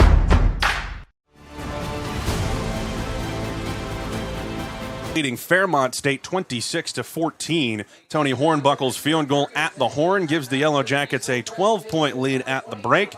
Let's take a look at our first half stats. West Virginia State getting it done on the offensive side of the ball. 248 yards of offense for West Virginia State, 131 through the air, 117 on the ground. For Fairmont State, limited to 151 yards, 74 passing, 77 rushing, and worth noting, 51 of those rushing yards came on one play from LeJay Hatcher. West Virginia State, 13 first downs to 6 from Fairmont State, 37 plays run by the Yellowjackets, 23 by the visitors. And here's a big stat that I think is important in this one, Tom Bragg. West Virginia State, 4 of 8 on third down. Fairmont State yet to convert. They're 0 for 3. Yeah, the Jackets defense is really bowed up on the big plays. 0 for 3 on third downs. They're holding Fairmont State. They're getting them off the field when they need to. That's something you and I have harped on, and when people have asked, what does State need to do? How can they, improve? It's like you just got to be able to get off the field when you're supposed to. Too many times the big plays, the penalties that have cropped up and come to bite this team have cost them points. We saw it here in the first quarter. The penalty extended the drive for Fairmont State, and the Falcons go right down the field and score. Once the Yellowjackets kind of got their feet under them today, though, able to really get some momentum, particularly in that second quarter, and a big part of that, the defense. Like we said, Fairmont State 0 for 3 on third down. They've got them off the field when they were supposed to, and it's paid off dividends. Take a look at the individual stats in the first half for West Virginia State. Caleb Jackson, 4 of 9 passing for 131 yards and a touchdown. Amari Airy, the big recipient there, 2 catches, 114 yards, and that score. Malik Baker with a catch for 9 yards. Adrian Mosley with a catch for 8. In the running game, freshman Devin Cox leads West Virginia State. 3 carries for 32 yards and a 26-yard touchdown run. JoJo Restel, 6 carries for 26 yards. Doree Trahan, the backup quarterback, came in, had to run on a busted play, went for 16 yards. Jackson has run 5 times for 15 yards. That includes going backwards a couple of times. Nashawn Hill, 6 carries for 14 yards and a touchdown. Justin Pessoa in his return, 6 carries for 14 yards as well. West Virginia State leading this one 23-14. The Fairmont State offense held in check outside of a couple big plays. Nino Marzullo has been efficient, but hasn't been able to do a whole lot down the field. 9 of 11 for 74 yards.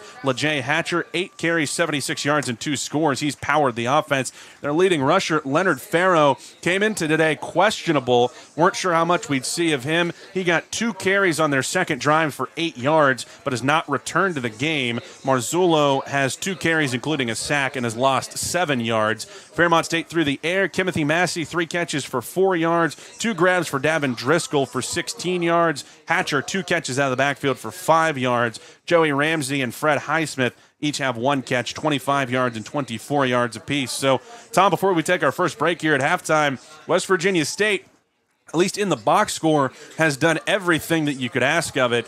And at this point, a 2-score lead at the break, you just want to keep it rolling. Yeah, on pace for more than 500 total yards today. Real balance, running, passing really close today. I know some of that propped up by the big the tunnel screen that went long. Jackson hasn't been super efficient today, but the numbers bear it out. You've got a 12-point lead going into the locker room. You've got a little momentum. You got a little confidence right now. Jackets probably feeling good in there. Don't want to get a little complacent, though, coming out of the locker room in the second half. I know it's a little bit of a different situation being homecoming here today. Halftime's extended just a little bit, but as I was saying, great way to finish that first half for the Yellowjackets. 23 points of their 26 came in the second quarter, so momentum certainly on their side as we take the break. As we go through our halftime show, when we come back, take a look at scores around the Mountain East Conference and college football. More to come after this on 107.3 The Beat. You have dreams.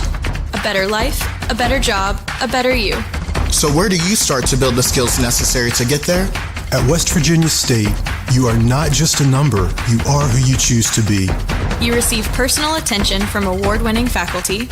You study in nationally recognized programs. You learn the skills that will get you the job you know you can have. No matter where you want to go or what you want to do, it starts at State.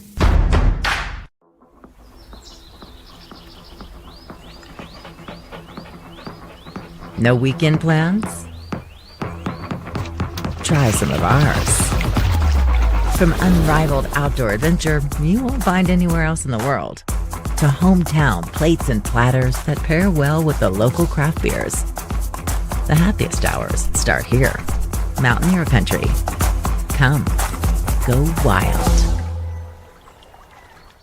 Little General Stores has been serving West Virginia communities for almost 5 decades. That's nearly 50 years of providing those essential needs for your daily journey. We are so grateful to be a small part of your lives, and we want to recognize the integral part of our operation, the LG family. We know these last couple years haven't been easy, but with every sunrise and sunset, you keep us going. To the LG family, the moms, dads, sisters, brothers, sons, and daughters of West Virginia, thank you. For over 4 decades, the health plan has been rooted in your community and the state of West Virginia. A steady part of your family and your business. We're here for you with health services designed to manage and improve your well-being. The health plan is powered by a team of dedicated healthcare professionals and trusted local partners, because your health deserves more than just coverage. It deserves commitment. The health plan, here for you. Which remind me, is that the one that you're on? Homecoming weekend, the Yellowjackets leading the visiting Fairmont State Fighting Falcons 26-14. Let's take a look at scores from around the conference before we take a look at the college football scoreboard. Games at halftime for the most part around the league. Concord leading West Liberty 23-21. That game in Athens. Next week, West Virginia State will go on the road to play at West Liberty. So going to keep track of that score as this one goes on. Taking a look at the other game already underway, into the third quarter, Glenville State leads the University of Charleston 21-17. Anthony Garrett, 9 of 13 passing for 166 yards and 2 touchdowns for Glenville State to take the lead in that game, as UC picked first in the league this year. Had some struggles last week against Concord before a strong second half. Now into the second half, trails against Glenville State. Yeah, that's what I was going to say. It reminds me a lot of scoreboard watching last week with their game against Concord. Of course, the Golden Eagles eventually came back, won that one somewhat comfortably in the end, but going to have some work to do for the boys from down the street if they want to come out on top on this one. Taking a look at the game coming up tonight, Frostburg State is at West Virginia Wesleyan. That's a 7 o'clock kickoff in Buchanan. In Division I college football, some ranked teams in action already today. Number 16, Georgia Tech trails Wake Forest 20-17 at the end of the third quarter. USC against Illinois. It's the Fighting Illini with a 24-17 lead over the Trojans late in the third quarter. Notre Dame dominating Arkansas into the fourth. It's 49-13 for the Fighting Irish. Number 18, Vanderbilt leading Utah State 38-21. Elsewhere in college football today, West Virginia is home against Utah, looking to bounce back from a tough one last week. And Marshall is on the road at Louisiana. 8 o'clock tonight to open Sun Belt play. Tom Bragg, couple of big games for the Division I programs here in West Virginia today. Yeah, Mountaineers got a tough task on their hands. They've got maybe an upset Utah team coming to Morgantown, and that's not something you ever want to deal with anywhere. But particularly coming off of the way things went for them against Texas Tech last week, could be a tough one for the Mountaineers tonight, particularly not having their usual starting quarterback, Nico Marchiol, out injured in that one. And for the Herd, going back down to the scene of the crime, the last place that Charles Huff coached for Marshall. That game down at Louisiana last year, a very interesting one. Herd goes down there last year, wins the conference title against Louisiana in their own stadium. Of course, all the drama with the offseason happened, and now Tony Gibson taking the Herd down for the return trip, a regular season game. Raging Cajuns, it's been tough for them so far this season. Herd has things going a little better. They probably got more of the momentum, more of the confidence going into this one, but similar to the Mountain East, the Sun Belt feels wide open, particularly on the East Division after teams like James Madison and Old Dominion. So things up for grabs for the Herd down in Louisiana. It'd be always tough to go down to Cajun country. We're at halftime here in Institute. A fired-up West Virginia State University president Eric Cage addressing this homecoming crowd. Yesterday, West Virginia State announced its State of Tomorrow campaign, trying to raise $25 million for on-campus projects. Already up to $22 million raised for that. We've got a big crowd here on homecoming as well. We're at the half. West Virginia State 26, Fairmont State 14. We'll take a look around national sports and news headlines when we return. Second half action a few minutes away. This is West Virginia State football on 107.3 The Beat. Feels like we're in Canton. My goodness. You have dreams. A better life, a better job, a better you. So where do you start to build the skills necessary to get there? At West Virginia State, you are not just a number, you are who you choose to be. You receive personal attention from award-winning faculty. You study in nationally recognized programs.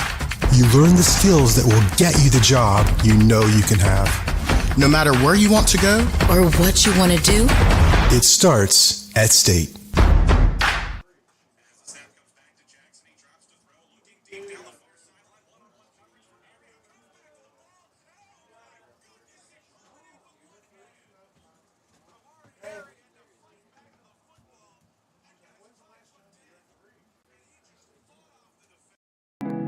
Your whole health is more than what's on a chart in your doctor's office. That's why WellPoint has Medicaid plans that care for the whole you, with places that unlock potential. Care that speaks your language and comes to you on your terms. Medicaid from WellPoint. Your whole health is our whole point.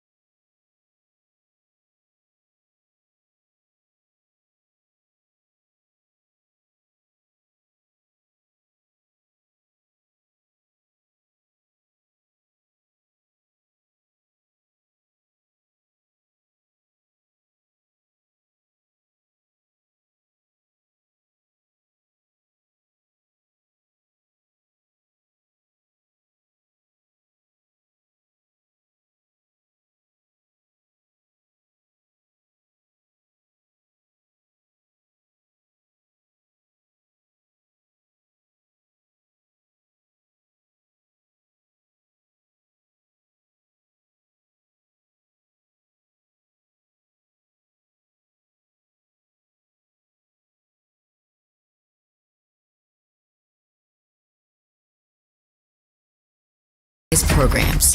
You learn the skills that will get you the job you know you can have. No matter where you want to go or what you want to do, it starts at State.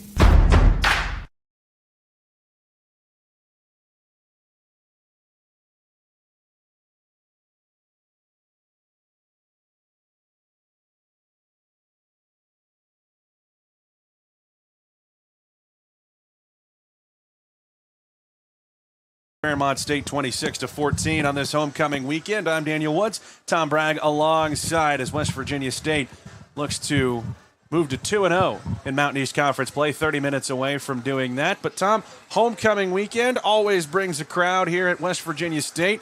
Big crowd on hand and some very happy students going home with a little hardware. Yeah, announced attendance here in Institute this afternoon. A solid and boisterous 3,792 fans here at the facility to see the crowning of the homecoming king and queen. And we got some names for you. Congratulations to Clark Moore, your 2025 West Virginia State homecoming queen, and the king is Devin Hill. Impressive stuff here for West Virginia State today. Big crowd, and you expect that with homecoming. But also, you take a look at the winners for homecoming queen and homecoming king. That includes student athlete here at West Virginia State. Clark Moore, your homecoming queen, part of the Yellowjacket volleyball program. And we'll see if the West Virginia State football team can pull out a win just like one of their fellow student athletes did in that homecoming queen race. Alex Schrader on to kick this one away. Fairmont State sends a couple men back deep to receive. Quadir Lockett back there along with Caleb Benton. This kick will come from right to left across our broadcast position to start the second half. West Virginia State got the ball to start the game as this is a line drive kick that sends Benton back into the end zone 3 yards deep. He catches it and drops to a knee for the touchback. So this West Virginia State defense gets a chance at a statement here to start the second half, Tom. Got off the field on fourth down late in the first half, set up the offense to go down the field and get a Tony Hornbuckle field goal before the break. Now up to scores, start this second half. You can really establish the tone for the final 30 minutes here with a stop. Yeah, the defense played so well in the first half after a bit of a rocky start. Gave up the drive extending penalty and the big play, really the only blemishes on the resume here this afternoon so far. You know, Marzullo in the gun, heavy set with two tight ends. He takes the snap, fakes the handoff to LeJay Hatcher, drops to throw, looking deep, single coverage, far side. Amir Muhammad breaks it up. That pass intended for Winston Page. Fairmont State trying to go down the field. They try to pick on Muhammad, making his first appearance at corner so far this season, but he was step for step with the receiver, and Page really had to get there and stop it from being intercepted. Yeah, just textbook down the field, man-on-man, one-on-one coverage by Amir Muhammad. And as you said, he looked like he had a shot at the interception, and the receiver really had to turn into a defensive player and knock that one away, nearly a turnover. Motion man from right to left is the tight end Joey Ramsey. Faked the handoff to Hatcher, throws it left, pass caught. A couple of yards past the line of scrimmage, DeLon Alston has it, slipped away from Marshawn Mankins and tiptoed the sideline. He may have had the first down. Will depend on where they say he went out of bounds, and they do say that he picked up enough for the first, got up over the 35. And Alston, the transfer from Alderson Broadus, ruled out officially at the 41. That's a pitch and catch of 16 yards, as Alston able to do a little bit after the catch that time. And Fairmont State has the first down here of the second half, 14:25 on the moving clock. Marzullo in the gun, two receivers right, the tight end Ramsey to the left. Hatcher, the running back on his left hip. The snap comes back, fakes the handoff to Hatcher, throws short left side along the numbers. This is Ramsey making the catch, run out of bounds by Muhammad up at the 46-yard line. Gain of 5, second down and 5 upcoming. Yeah, Muhammad giving up some height and some weight out there on the edge. Good job just to push him out of bounds. Second down and 5 coming from the 46. 14 minutes to play here in this third quarter. Marzullo standing in the shotgun, single receiver right, one-on-one coverage there with Darrell Fletcher. West Virginia State has a single safety over the top. That's Sean Russ. Snap back to Marzullo. First running play. This is Hatcher off the left side. He burrows his way up to near the 49-yard line before being brought down by West Virginia State's Jacob Camacho short of the sticks. And now we've got some pushing and shoving behind the play. Marshawn Mankins ended up on the field. Rather, that's Adrian Bowers. Maybe a little bit of an acting job, but a flag does come in. And it's an unsportsmanlike penalty against Fairmont State, and that is going to drive Luke Barker absolutely bananas. Yeah, quite the acting job over there. I don't know that he didn't get hit. There was some contact over there, but we're both professional wrestling fans. He sold that one really well. Took a bump. Yeah. Took a bump, flat back bump. And it's a free 15 yards for West Virginia State. Just like Bobby Blaze teaches you down in Ashland. Flat back bump, sell the move. So 3rd down and 1 at the 50 turns into 3rd down and 16 at the 34. Line to gain is the West Virginia State 49. Marzullo in the gun.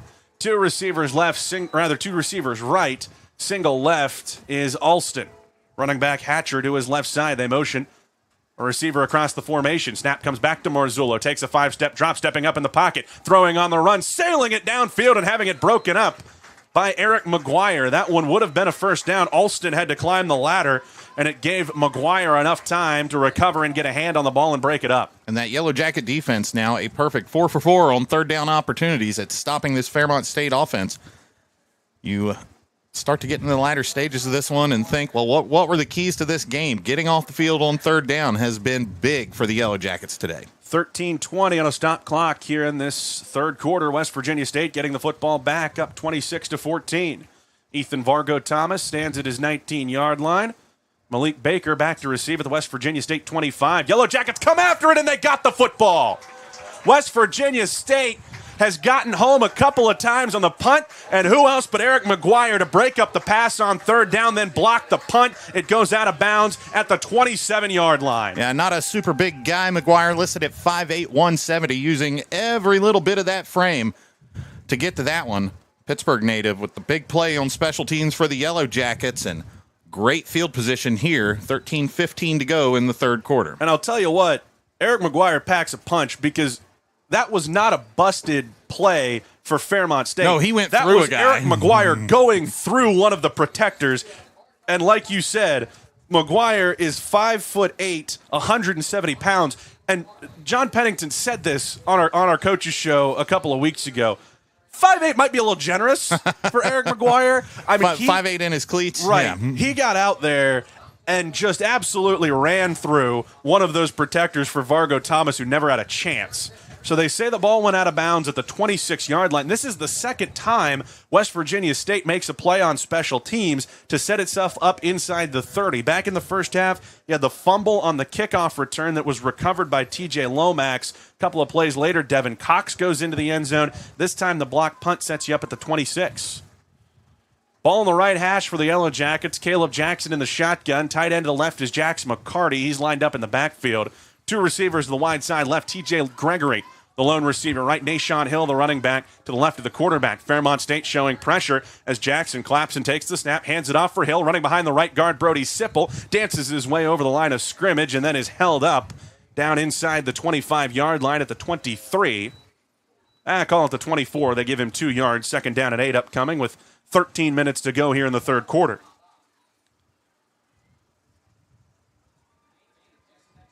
West Virginia State doesn't really huddle with offensive coordinator Matt Cavallero at the controls as the backup quarterbacks signal the play in to the quarterback Jackson.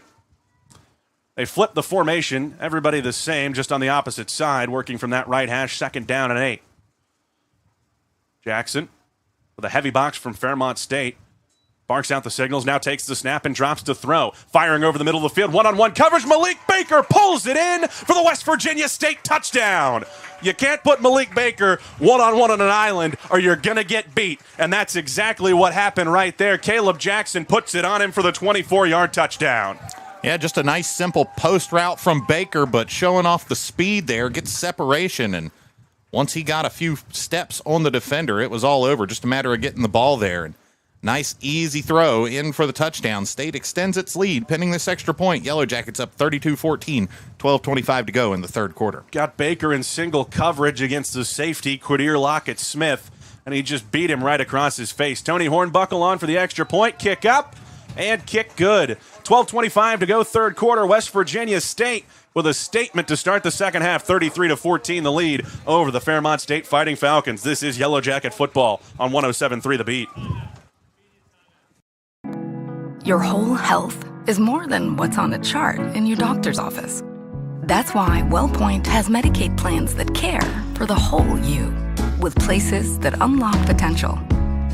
Care that speaks your language and comes to you on your terms.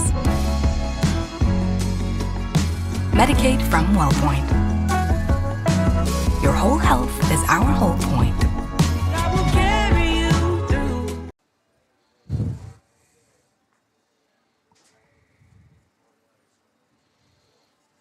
Less than 3 minutes into the second half, West Virginia State comes out with a big punch against Fairmont State. You get the stop on defense, and then Caleb Jackson through the air, 24 yards into the end zone for Malik Baker after the block punt by Eric McGuire set up a short field.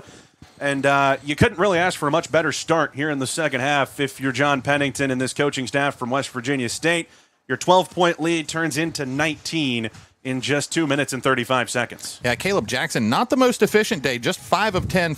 Does have 155 yards. Number jumping out at me in the passing game right now. West Virginia State averaging 31 yards per completion right now. Is that good?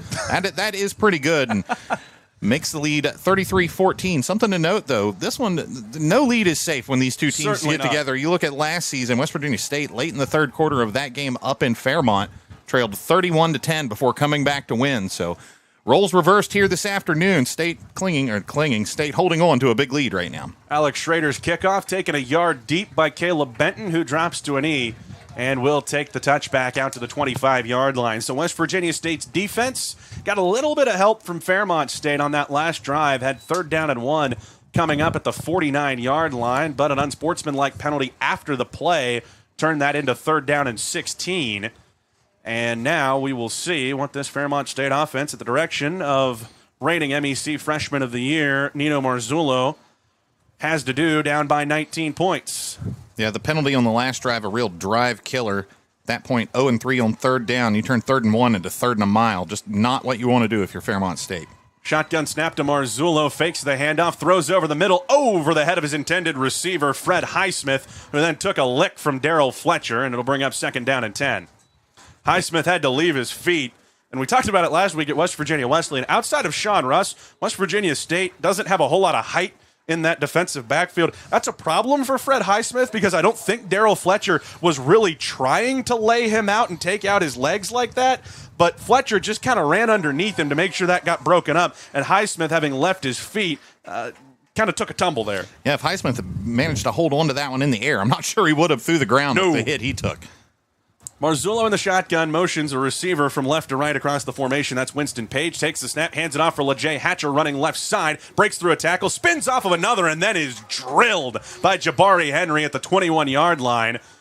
Rather, the 31-yard line. So a little bit of shimmy shake there from Hatcher, but Henry able to meet him right there after a gain of 7. Yeah, you talk about maybe a lack of size in the defensive secondary for West Virginia State. Not the case at linebacker. Henry checking in at a smooth 6'5", 245 pounds. That's a big dude to run into out there.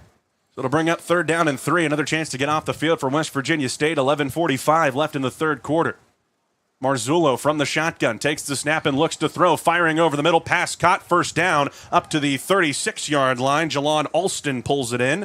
And that's the first 3rd down conversion given up by this West Virginia State defense today. And now we've got a Yellow Jacket player shaken up. Had a pretty heavy collision there over the middle of the field. And it's Eric McGuire, who's made a couple of plays here in this second half already.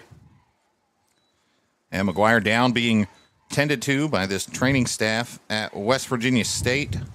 Looks like they're working on his shoulder or side. Something up under that the gear on his torso. It was a tough play in there close because it was a quick throw from Marzullo. Alston pulled it in, and a couple of black jerseys came together, and Alston kind of gave himself up, and I think as a result, you may have had some West Virginia State players run into each other, and McGuire, it looked like maybe took the worst of it. But after the injury timeout, it would be Fairmont State football, 1st and 10 at its own 39. And with 11:29 to play here in this third quarter, you mentioned, Tom, last year was a 31-10 game up in Fairmont, and West Virginia State came back to win it. What you're looking at here for both of these teams is there's only so much time left on the clock. Yeah. And this Fairmont State team, frankly, with at least what Luke Barker has done offensively to this point, what offensive coordinator Brandon Lemon's been doing, there's not, other than the big run from Hatcher, been a lot of explosive plays or a lot of opportunities for explosive plays. So 19-point game, clock going here in the third quarter, you're expecting more likely than not to see Nino Marzullo throw it down the field a lot more than we've seen so far. Yeah, we've seen the Falcons take a few shots down the field. Nothing consistent, nothing that's really hit so far, but trailing 33-14, under 12 minutes to go here in the third quarter. It's got to be time soon, as we said. Time will be. There's still plenty of time here now, but time will become a factor very soon in this game. Falcons going to have to start taking some shots down the field because the running game, it's just not doing it right now. McGuire helped to the sideline. He's replaced on the field by DeMarcus Daniels. First down and 10 from the 39-yard line. Marzullo, shotgun snap, handoff Hatcher, running behind right guard. He's stacked up at the line of scrimmage, and Jabari Henry comes in to finish the play. The big man from Delray Beach, Florida, coming in to help out Keontavious McGrew. Call it a gain of 3 yards. Second down and 7 coming from the 42. 11 minutes left in this third quarter with West Virginia State in front 33-14. They split Hatcher out into the slot right side. There's 5 receivers out there. Marzullo in an empty backfield. Takes the shotgun snap, a quick drop, looking to throw. Has Hatcher, makes the catch over the 50, takes it across the 45, lowers his shoulder at the 40. Little catch and run there as he gets past Darrell Fletcher.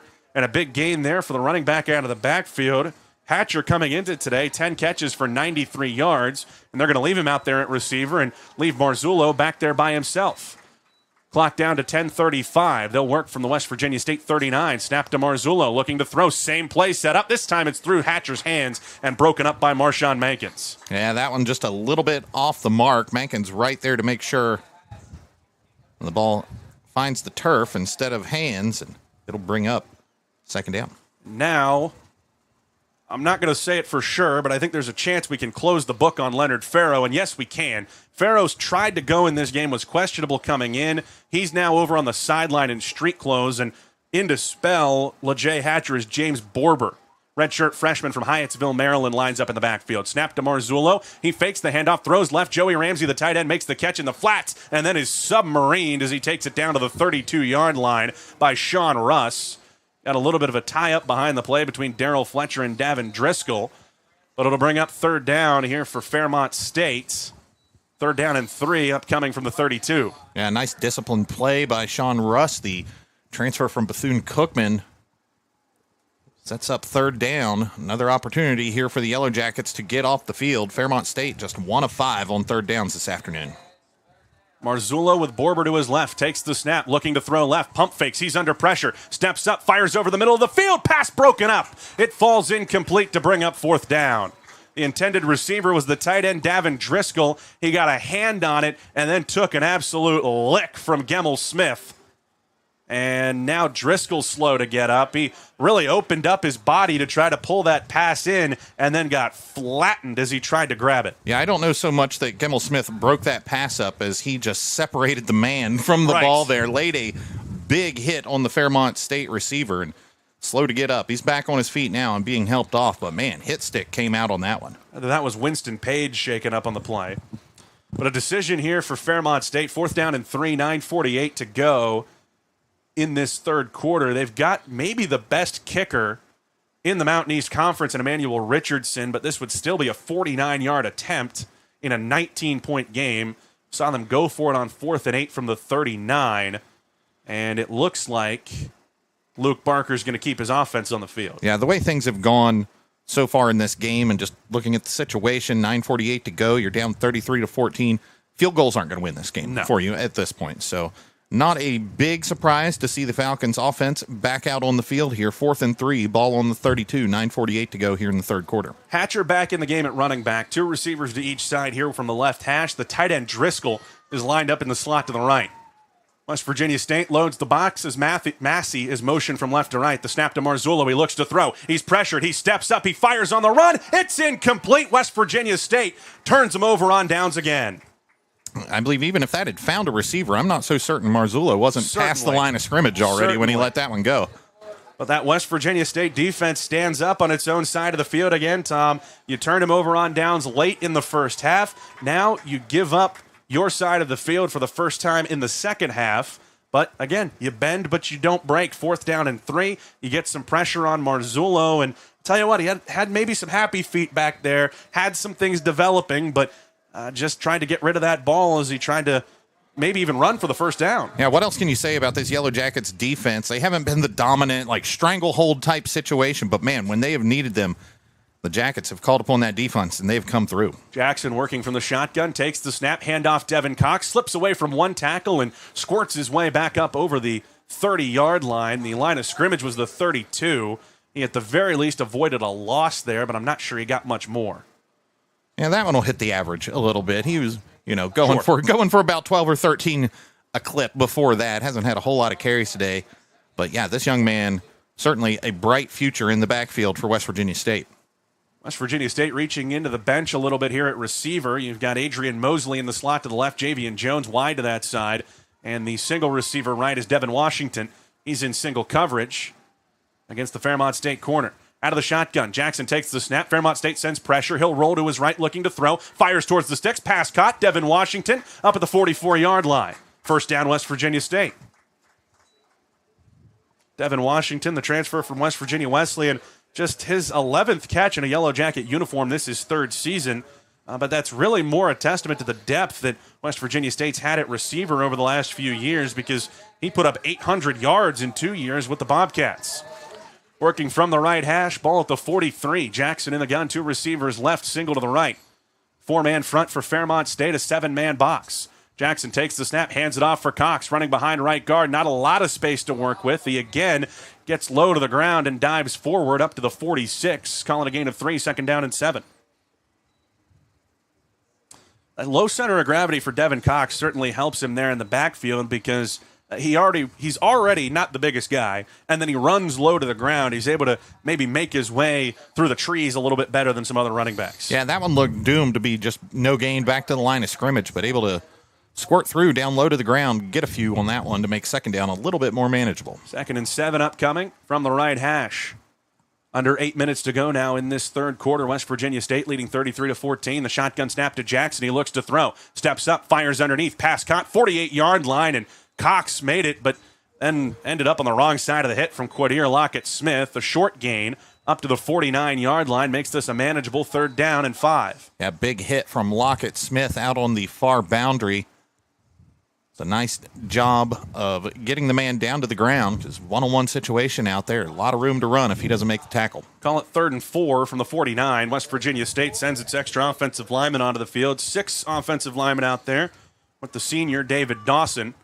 He lines up to the right of the formation. Deron Johnson, the H-back, is split out left, and Adrian Mosley is the receiver wide to that side. Jackson in the gun, motions Devin Washington right to left. They'll fake the handoff to him. Jackson on a keeper. Jackson's got a hole over the 40. In a foot race, nobody's going to catch him. Jackson inside the 20, to the 10, to the 5. Touchdown, Caleb Jackson. Untouched. 51 yards for the Yellow Jacket touchdown. Oh, the play fake got everybody in the stadium to bite on it, Daniel. Caleb Jackson up the middle, untouched, 51 yards. And the Red Sea parted there in the middle of that line. And credit to the Yellow Jackets offensive line, the big boys up front, for opening that one up. And nice play call. All West Virginia State here this afternoon. 6:59 to go in the 3rd quarter. Pending this extra point, Jackets up 39-14 on Fairmont State. Tony Hornbuckle on another explosive play for West Virginia State. Snap from Hutchinson. Hold from Camacho. Kick from Hornbuckle. And it's through the uprights. 40-14 is the West Virginia State lead with 6:59 to play in this 3rd quarter. It's a homecoming party here in Institute. There's more Yellow Jacket football coming up after this on 107.3 The Beat. Your whole health is more than what's on a chart in your doctor's office.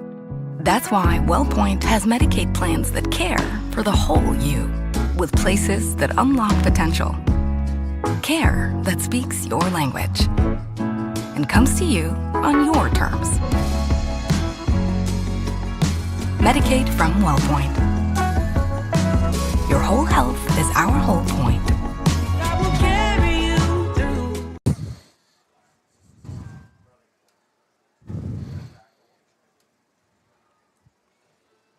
Biggest run of the season for quarterback Caleb Jackson. You know he's a dual threat, but that time he really shows it. 51 yards to the house on 3rd down and 4.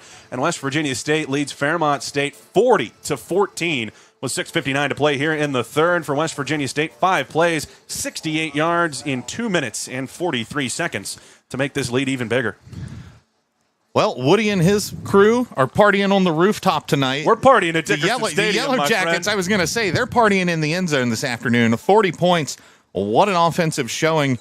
We mentioned, last week you put up a big number against West Virginia Wesleyan, and, with all respect due to them, it just hasn't been their season, hasn't been their decade, really, up in Buchanan. So you wonder, can State do it against a little bit a better level of competition? And by all accounts, Fairmont State seemed to be that coming into this one, but another big number on the scoreboard, 40-14. Squib kick by Alex Schrader, taken by Joshua Brown, the up man, at the 20-yard line, and he's cut down up at the 24, so that's where Fairmont State will take over. And again, this West Virginia State special teams has been really impressive today. Schrader has been great in the kicking game. We got a penalty against West Virginia State that's going to move the ball up 5 yards at the end of that play. So it'll be the 31-yard line officially for Fairmont State to start this drive. Nino Marzullo has been efficient, but maybe not the most explosive in the passing game. 14 of 22, 128 yards, and they've bottled up LeJay Hatcher for the most part outside of his one big run. Leonard Farrow tried to give it a go today. He's in street clothes on the sideline. Snap back to Marzullo. Looking underneath, checks down to his running back, Hatcher. He's got some space across the 35, takes it up over the 40, and then is brought down by Adrian Bowers near the line to gain. Yeah, I think they're going to give it to him.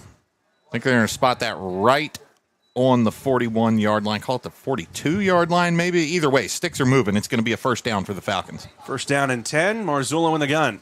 Quickly takes the snap, hands it off for Hatcher. He's got a hole, takes it to the 45, spins up to the 47, and is tripped up from behind by Malik Brown. West Virginia State a little bit on the back foot here. 2nd down and 5 upcoming.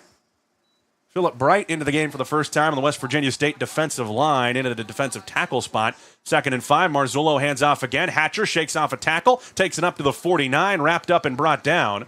Again, short of the line to gain. 3rd down and 2 coming up after a gain of 3. About to hit the 6-minute mark of this 3rd quarter. Falcons being a little more deliberate on this drive, not wasting a whole lot of time between plays. Prior to this now, looking over to the sideline, but to this point, they had worked fast, and as you had mentioned, State's defense just a little bit on its heels so far to start this one out. Marzullo in the pistol, a single receiver to either side. They motion one tight to the formation. Marzullo takes the snap, hands it off for Hatcher behind right guard. He's got a hole, he's got the first down. Gemmel Smith in on the stop with Jabari Henry at the 47. Needed 2 yards and got 4 as Fairmont State moves the chains. Well, just the 2nd 3rd down conversion of the day for this Fairmont State offense through 2.5 quarters, maybe an afternoon to forget, but the Falcons trying to build a little momentum here late in the 3rd quarter. Marzullo in the shotgun, 2 receivers, right, tight end, left. Takes the snap and drops to throw. The lefty under pressure, steps up, rolling left. He'll go for a run. He's got some space. He'll take it out of bounds himself down at the 41-yard line. And there should have been a flag thrown there because Marshawn Mankins got run down with 2 hands in the back as Marzullo was going out of bounds. But nonetheless, it's a gain of 5 for the Fairmont State quarterback to bring up 2nd down and 5 with 5:05 on a stop clock. Lots of 5s. Yeah, well, hold the phone now, Daniel. Looks like the officials are meeting. I believe it was the back judge that was over there that had a good view of Mankins. And there is a flag down at the 31 because, again, Mankins was closing in to try to force Marzullo out of bounds. Really didn't have any bad intentions. Didn't look like he was going to hit him. But the receiver over there, Jalon Alston, just ran him down from behind. So the foul is going to be against Mankins. They're saying he lost his helmet and continued to participate. All right. So that will move the sticks. A big penalty here against the Yellow Jacket defense. It's going to be 1st down for the Falcons, and we'll see where they settle and spot the ball for this one. They put the ball down at the 27-yard line. 1st and 10 with James Borber back in the game at running back. Alston motion left to right across the formation. Snap back to Marzullo, dropping to throw, looking deep over the middle of the field, and he had a receiver starting to break open, but sailed it over the head of Fred Highsmith. And again, we've talked about it. Marzullo hasn't been bad today, but really just has not been able to get anything going down the field in that passing game. No, they've taken a few shots, but they've been very reminiscent of the play we just saw. Usually a one-on-one opportunity down the field, and when you get those, you've got to be accurate with the ball. And Marzullo just been a tick off today, and a lot of incompletions down the field trying to get those big plays. Just hasn't happened for him. Marzullo in the gun will move his tight end Driscoll offset to the right side. Two receivers tight to that side, and the single receiver left Alston. Snap to Marzullo, handoff Hatcher running right side, breaks the tackle, dragging defenders down inside the 20, and down to the 18-yard line. He's pulled down as the clock runs with 4:35 to go here in the third, a gain of 9 yards to bring up 3rd and 1. Now we got some whistles on the field. West Virginia State subbing. I think they're going to respot the ball. And they put the ball officially at the 18. Yeah, I think it had been spotted a little forward of that. And now we'll get another whistle.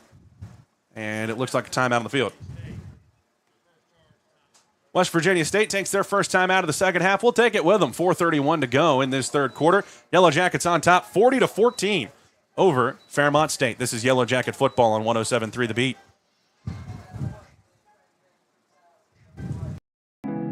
Your whole health is more than what's on a chart in your doctor's office. That's why WellPoint has Medicaid plans that care for the whole you, with places that unlock potential. Care that speaks your language and comes to you on your terms.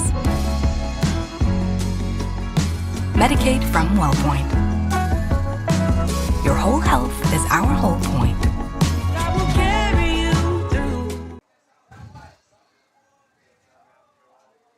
4:31 to go here in the third quarter. Big third down coming up in West Virginia State territory. 3rd down and 1 with the Yellow Jackets leading Fairmont State 40-14. I'm Daniel Woods, Tom Bragg alongside here above the playing surface, Lake and Ray Field at Dickerson Stadium. And Tom, at this point, Fairmont State with its most extended drive here in this third quarter. If you're Luke Barker over there on the opposite sideline, you need to get some points.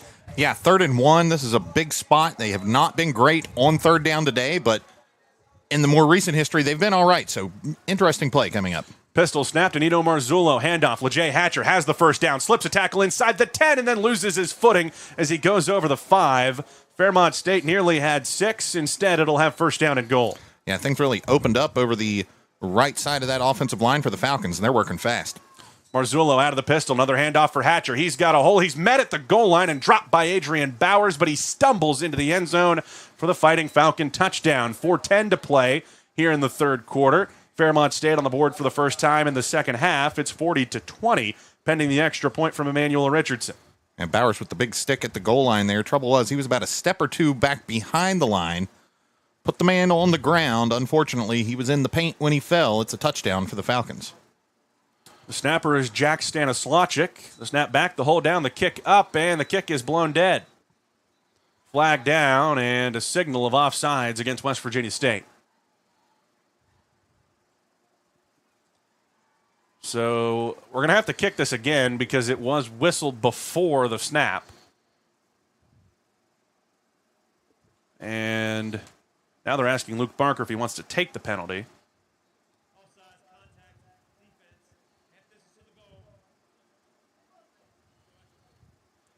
And now they're going to see about bringing the offense on the field here to go for 2. So a contact offsides penalty against West Virginia State. And now West Virginia State is realizing it needs to get its defense on the field.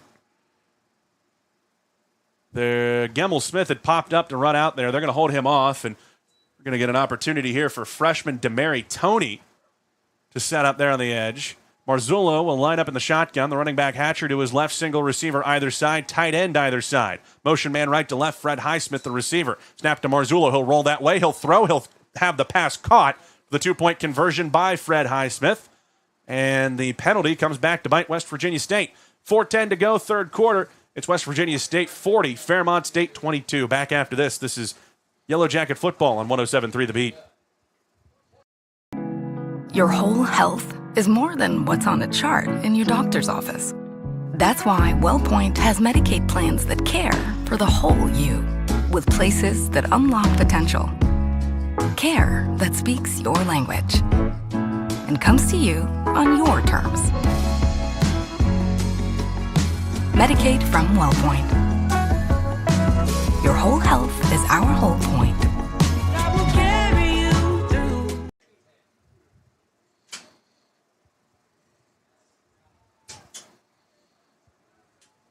4:10 to go, third quarter. Fairmont State on the board for the first time in the second half. 40-22 is the advantage for the West Virginia State Yellowjackets. A drive capped off with a LeJay Hatcher touchdown run of 2 yards. Nino Marzullo converts the 2-point attempt to Fred Highsmith, and there's a little momentum on the side of the Fighting Falcons now after West Virginia State scored 14 unanswered to start this second half, and now the Yellowjackets will get the football back. Connor Mollahan on to kick it off.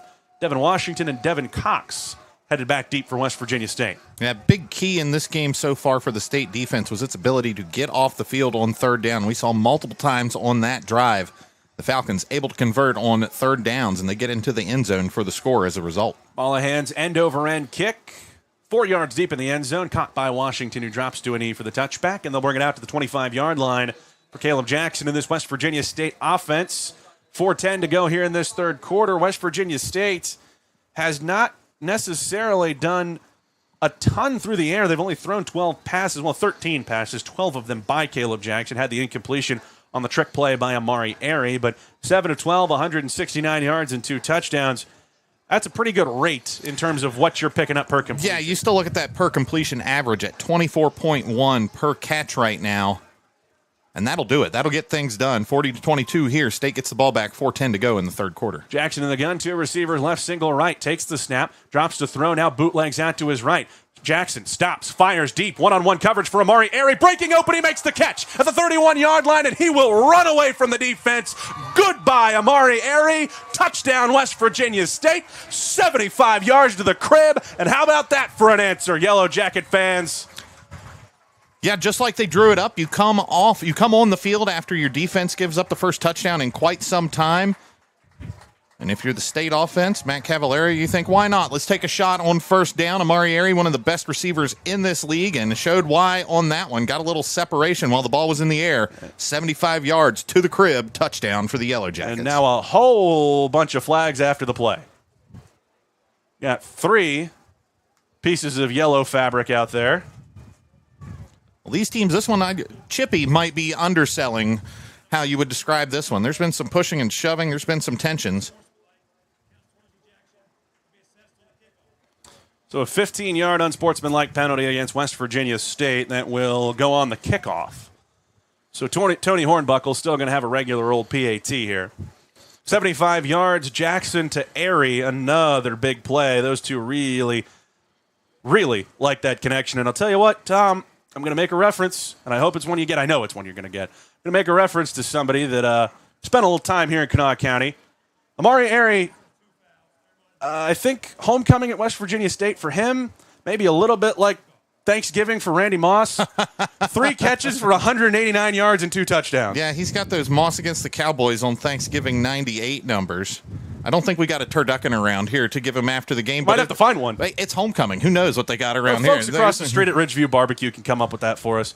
But nonetheless, a 15-yard penalty on the kickoff and a second one now against West Virginia State. So Hornbuckle is going to have a 35-yard attempt at the PAT here. The snap back, the hold down, the kick on the way.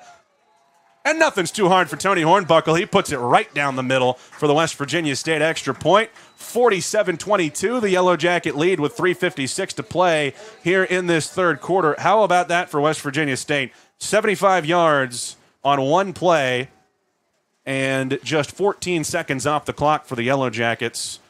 And you're back up by 25 points, 47-22. And I'll tell you what, it's going to be fascinating to see how Fairmont State comes out of this break here, because you finally had some momentum on your side. You went down the field, you got points, you made it an 18-point game, and then that's just absolutely got to take the air out of the balloon if you're the Fighting Falcons. Yeah, still almost 4 minutes to go here in the third quarter, but you start to wonder, like, when does white flag time come around for Fairmont State? Obviously, you're going to try to go out and do some things on these drives, but I really think if they come out and you see they're committed to trying to run the ball, I think they're just trying to get out of here at this point. Down 25, 47-22 the score, 3:56 on the clock here in the third quarter.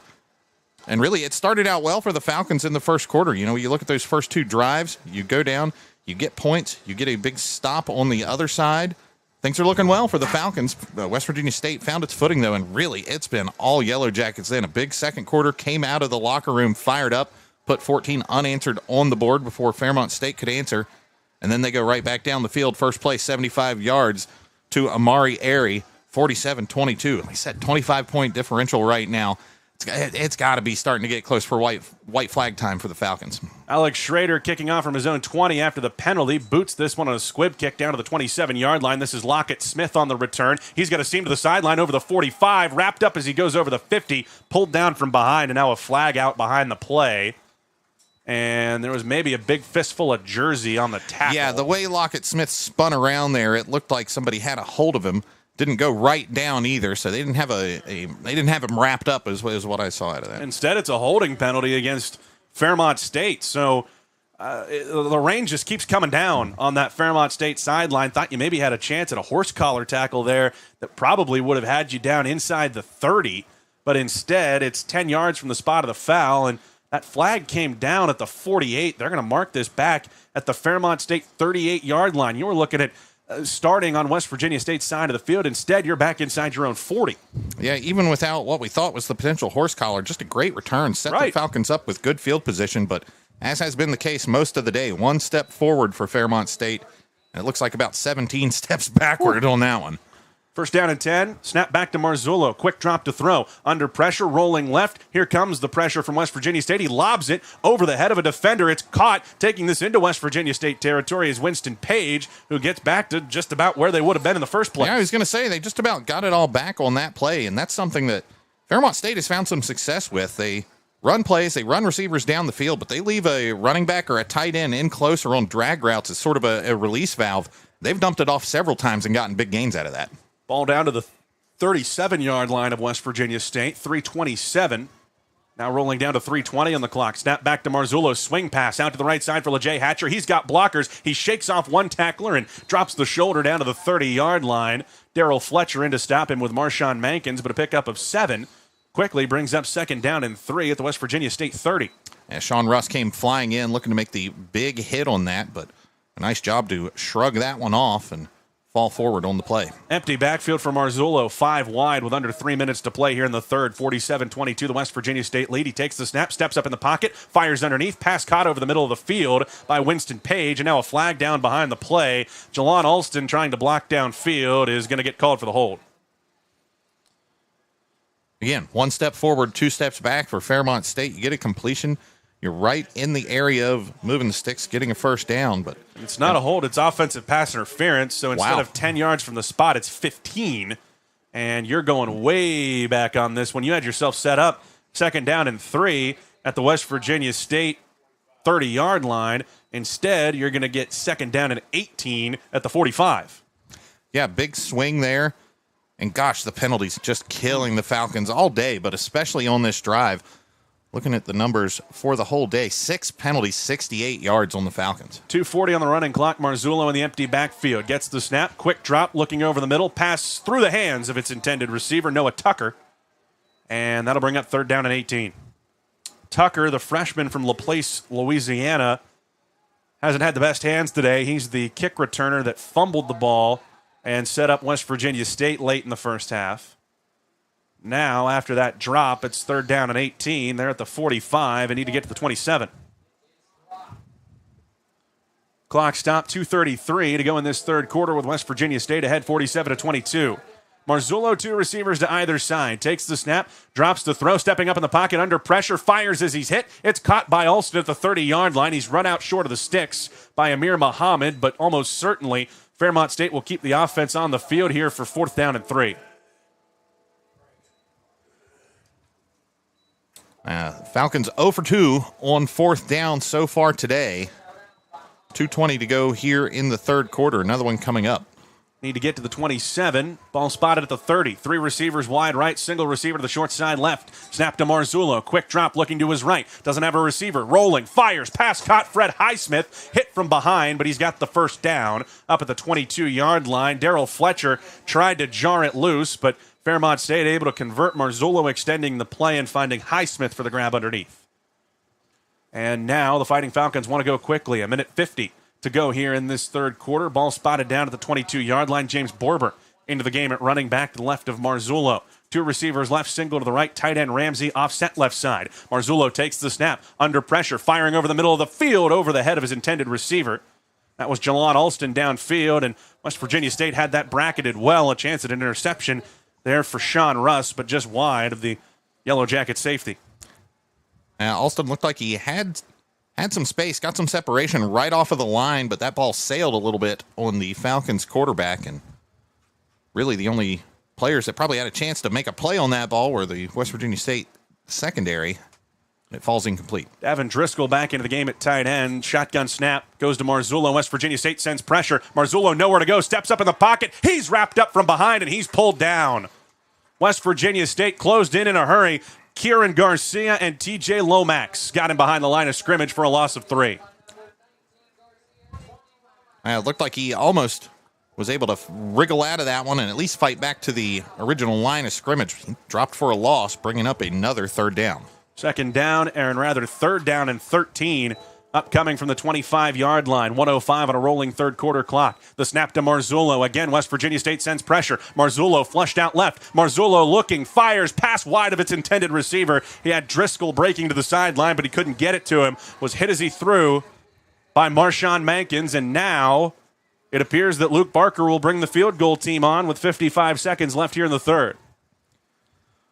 Got a few score updates from around the Mountain East Conference. 2 games going on right now. West Liberty trailing Concord in Athens. The Mountain Lions up 30-21 on the Hilltoppers there. And Glenville State, the home team, game being played in Spencer at Roane County High School. The Pioneers trail Charleston. Golden Eagles come back in that one to take a 31-21 lead in the fourth quarter. 42-yard attempt coming here from the right hash for Emmanuel Richardson, potentially the best kicker in the Mountain East Conference. It'll come from the hold of his punter, Ethan Vargo Thomas. The snap back, the hold down, the kick on the way, and Richardson puts it through the uprights. Plenty of room on that one. Big leg. 50 seconds left here in this third quarter. West Virginia State leads Fairmont State 47-25 after the Emmanuel Richardson field goal. We're back for more after this. This is Yellow Jacket Football on 107.3 The Beat. Your whole health is more than what's on a chart in your doctor's office. That's why WellPoint has Medicaid plans that care for the whole you, with places that unlock potential. Care that speaks your language and comes to you on your terms. Medicaid from WellPoint. Your whole health is our whole point. I will carry you through.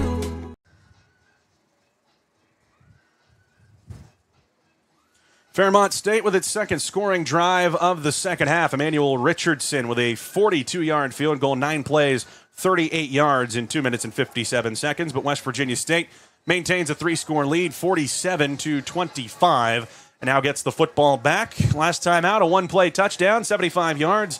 Caleb Jackson to Amari Airy. We'll see if they can do it again. As Connor Mollahan is on to kick this one away. It's a high end-over-end kick that Devin Washington will take at the 5-yard line. He'll bring it out, fakes the pitch to Devin Cox, and now Washington, seeing his blocks pick up at the 25, takes it up to the 30-yard line. He's stuck there by Quadir Lockett-Smith, and now pushing the pile. West Virginia State bringing it out nearly to the 35-yard line. How about an effort there from Elijah Pratt getting in behind his returner, Devin Washington, and just shoving that pile. They'll say forward progress, stopped at the 32. And that's where the Jackets will take over with 40 seconds left here in this third quarter. 47-25 the advantage.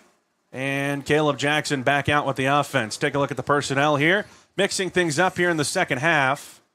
Devin Cox in at running back. He'll line up in the pistol behind Jackson. 2 receivers right. That's Amari Airy and Malik Baker. The single receiver left, Javian Jones. Snap back to Jackson. Handoff Devin Cox running right side. Slips a tackle as he goes over the 35. Bobbled the football a little bit. Pulled it in before taking the hit at the 37. And West Virginia State ahead of the chains, picks up 6 yards on first down. Second down and 4 coming up at the 33, rather the 38. 15 seconds rolling down on this third quarter clock, and John Pennington, I think, is content to take this one to the fourth quarter. 47-25 is the lead for West Virginia State. As we head towards the final 15 minutes, the Yellow Jackets looking to close out conference win number 2 on homecoming. And that's your score as we go to the fourth. West Virginia State ahead by 22 points. We're back for the fourth quarter after this on 107.3 The Beat.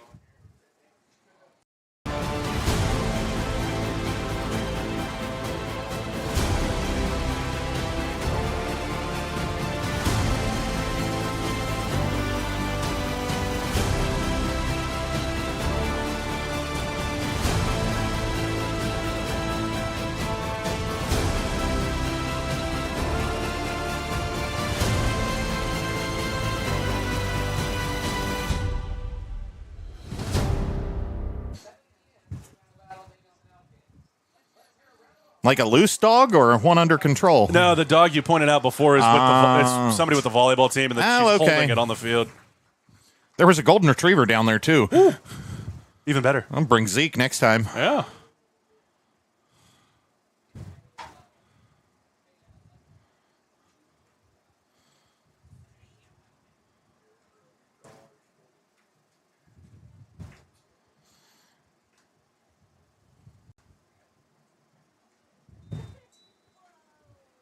$15 minutes to play here at Institute. West Virginia State in front of Fairmont State 47-25. We've switched sides. West Virginia State traveling left to right across the press box here as Caleb Jackson motions his running back Devin Cox into the pistol, turns and hands it off to Cox. He gets north and south and then drives his way up towards first down yardage at the 44-yard line. They'll move the chains. I'll tell you what, Devin Cox, not the biggest guy in the world. He got big Nemo Roberts, 6 foot 275 on his back and took him for a little bit of a ride. Yeah, you said it. Cox, not the biggest guy. He runs hard, though. Just chaos embodied there. Lots of elbows and knees kind of all over the place. You know, some guys, you think of Walter Payton, sweetness and the smoothness with which he ran. Not the case for Devin Cox, but efficient nonetheless. So West Virginia State moves the chains up to the 43. Jackson in the gun, 2 receivers right, single left. Offset tight end to left side, Jax McCarty. Devin Washington, motion to the slot right side. Low snap, picked up by Jackson. Fakes the handoff, looking to throw. Looking deep, one-on-one coverage. Malik Baker breaking open. It's over his head and incomplete. And just a little too much on that one for Jackson, and he took a shot at the end of that. Slow to get up, but back on his feet. West Virginia State trying to go for that knockout blow here early in the fourth quarter, but not able to connect down the field. It'll bring up second down and 10. JoJo Restall, good to see him back into the game at running back. He looked like he was having some issues with the heat today in the first half. Training staff was trying to get him cooled down. Yeah, they had him set up next to one of the big industrial fans, had some ice packs. They were bringing him Gatorades every couple of minutes, it seemed like. So, yeah, like you said it. Good to see him back out there. He's gotten the go-ahead in at running back, set up to the left of Jackson in the shotgun. Snap back to Jackson, turn and hand it off for Restall. Restall trying to turn the corner off the left side. Restall over the 50, breaks a tackle at the 45, run out of bounds in Fairmont State territory at the 39. One man to beat. Gavin Smith set the edge, or else JoJo Restall was headed for the end zone. Yeah, speedy back, but one that certainly does not shy away from contact. Looked like there were opportunities for him to duck out of bounds with the first down safely on that far sideline, but puts his shoulder down, tiptoes along the line, and meets the Fairmont State defensive player before he's forced out of bounds. Running clock here in the fourth, 13:45 to go, 47-25, the West Virginia State lead. Jackson, a single receiver to either side in the shotgun with Restall, the running back, to his right. Those receivers to the right bunched in tight to the line. 6-man box here for Fairmont State. Jackson takes the snap, handoff. Restall waiting for his blocks. Now slips through a hole. Restall breaks a tackle at the 20. Over the 15. Slides down inside the 15-yard line. Brought down from behind by one of the members of that secondary for Fairmont State. That was Tristan Williams in on the stop, but Restall moves the chains again. They'll say his knee went down at the 16. Closing in on 13 minutes to play. The 22-point advantage here for West Virginia State. Now, he hit and slid a little bit, and it looked like initially they might give him the 15 or even the 14, but back judge came in and said, no, he was down right here. Yellow Jackets moving the football on this drive. Extra offensive lineman David Dawson into the game. He lines up over to the left side. Jackson in the gun. Restall to his right. Single receiver each side. Jackson claps, takes the snap, handoff. Restel has a seam off the edge. Restel over the 10, over the 5, untouched into the end zone for the Yellow Jacket touchdown. JoJo Restel cools himself down a little bit, back into the game here in the fourth quarter, and he leads that drive down the field with a 16-yard touchdown for the Yellow Jackets to jump up over the 50-point mark for the first time this season. Yeah, nothing fancy about that play call, Daniel. Just off tackle to the left and executed to perfection by the Yellow Jackets. JoJo Restel finds the end zone for another touchdown and over 100 points for the Yellow Jackets. 50-burger on the board. It's 53-25, 12:36 to go in this one. Tony Hornbuckle's been busy with the extra points so far today. Justice Hutchison to snap. Jacob Camacho to hold. It's a high snap pulled down. The kick from Hornbuckle up, and he pushed it left. 12:36 to go in this fourth quarter. West Virginia State's lead stays at 28 points, 53-25. The Yellow Jackets leading Fairmont State. More to come after this on 107.3 The Beat. Your whole health is more than what's on a chart in your doctor's office. That's why WellPoint has Medicaid plans that care for the whole you, with places that unlock potential. Care that speaks your language and comes to you on your terms. Medicaid from WellPoint. Your whole health is our whole point. I will carry you through.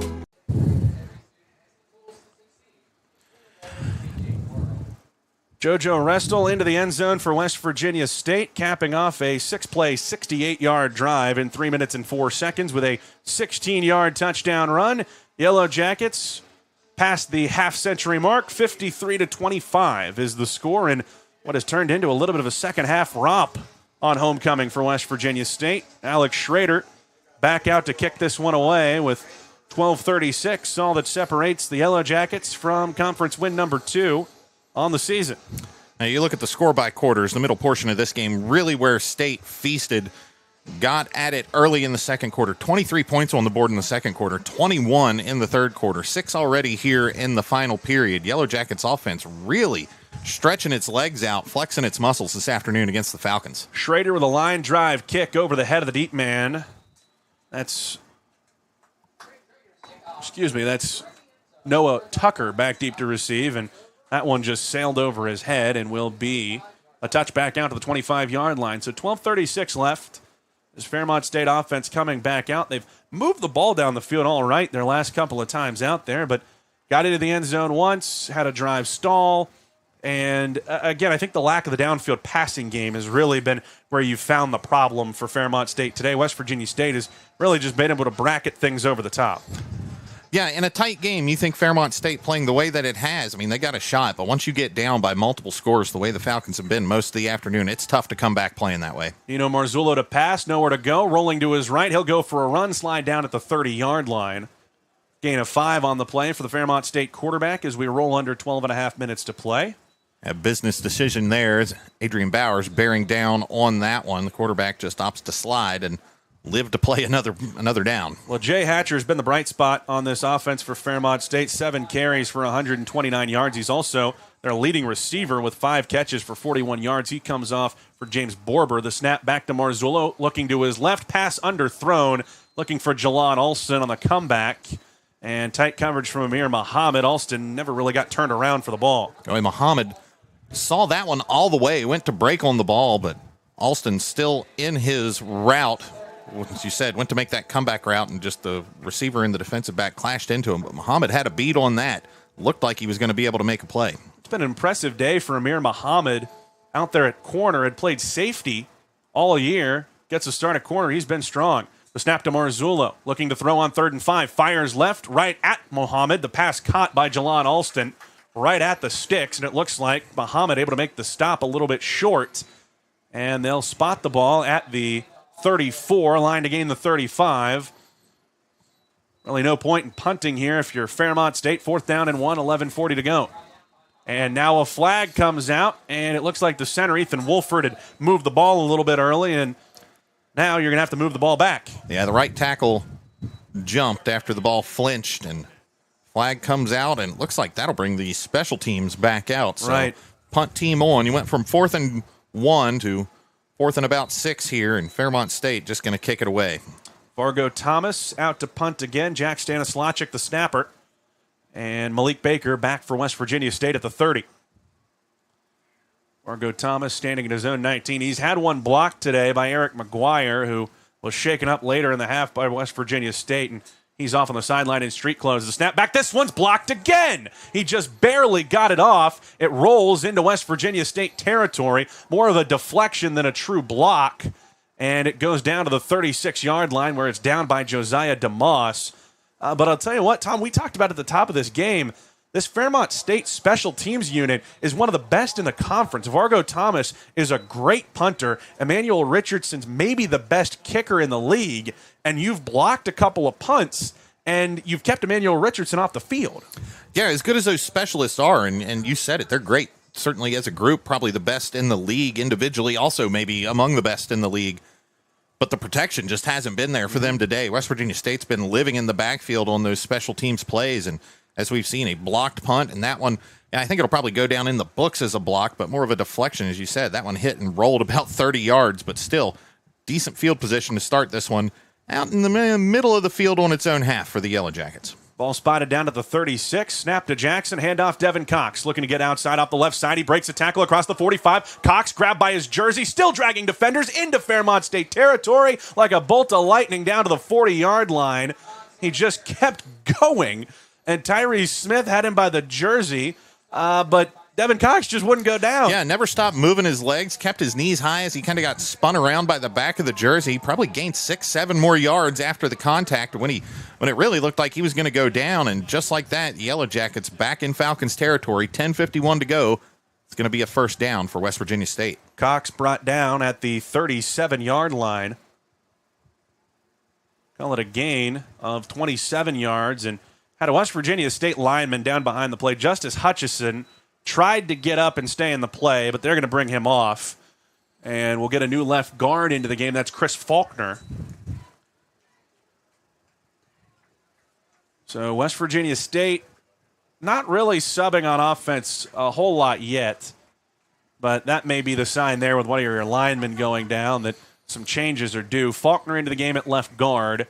Cox, the running back, behind Jackson in the pistol from the 37. He takes the snap, fakes the handoff, bootleg right. Jackson stepping, fires over the middle. Pass broken up, intended for Javian Jones up at the 30-yard line. That was Javon Lewis in on the coverage. Mentioned before, starting corner for this Fairmont State team. Hadn't seen him much today, but he's able to get a hand in there and knock the pass away from the intended receiver, Jones. It'll bring up second down and 10 from the 37. Pardon me, the 38-yard line for West Virginia State. 10:24 on this stop clock. 53-25 the lead. Jackson sets Cox offset to the left. Tight end Jax McCarty in the backfield to the right. Two receivers to that side as well. Jackson claps his hands, takes the snap, handoff. Cox has a lead block from McCarty. Slips away from a tackle over the 35, down over the 30, makes a man miss at the 25, over the 20, 15 to the 10 to the 5. Touchdown, Devin Cox. He is slippery, man. Devin Cox, 38 yards to the end zone. And John Pennington was saying earlier, that young cat, he might be getting some more carries as this season goes on. Maybe we were talking about a red shirt for Devin Cox. Tom Bragg, I don't think there's going to be a red shirt on Devin Cox. I don't envy John Pennington or Matt Cavallero right now with the decisions they have to make. There's only one ball, and there's so many guys that are doing so well with the ball in their hands, and that's just the running backs. You look at what Amari Aries done today; those Randy Moss on Thanksgiving numbers. But just lots of fun, lots of good vibes for this state offense. It's all clicking right now. Tony Hornbuckle's extra point is good. 60 points on the board for the Yellow Jackets. 10:14 to play in the fourth. It's West Virginia State 60 and Fairmont State 25. You're listening to Yellow Jacket Football on 107.3 The Beat. Your whole health is more than what's on a chart in your doctor's office. That's why WellPoint has Medicaid plans that care for the whole you, with places that unlock potential. Care that speaks your language and comes to you on your terms. Medicaid from WellPoint. Your whole health is our whole point. I will carry you through.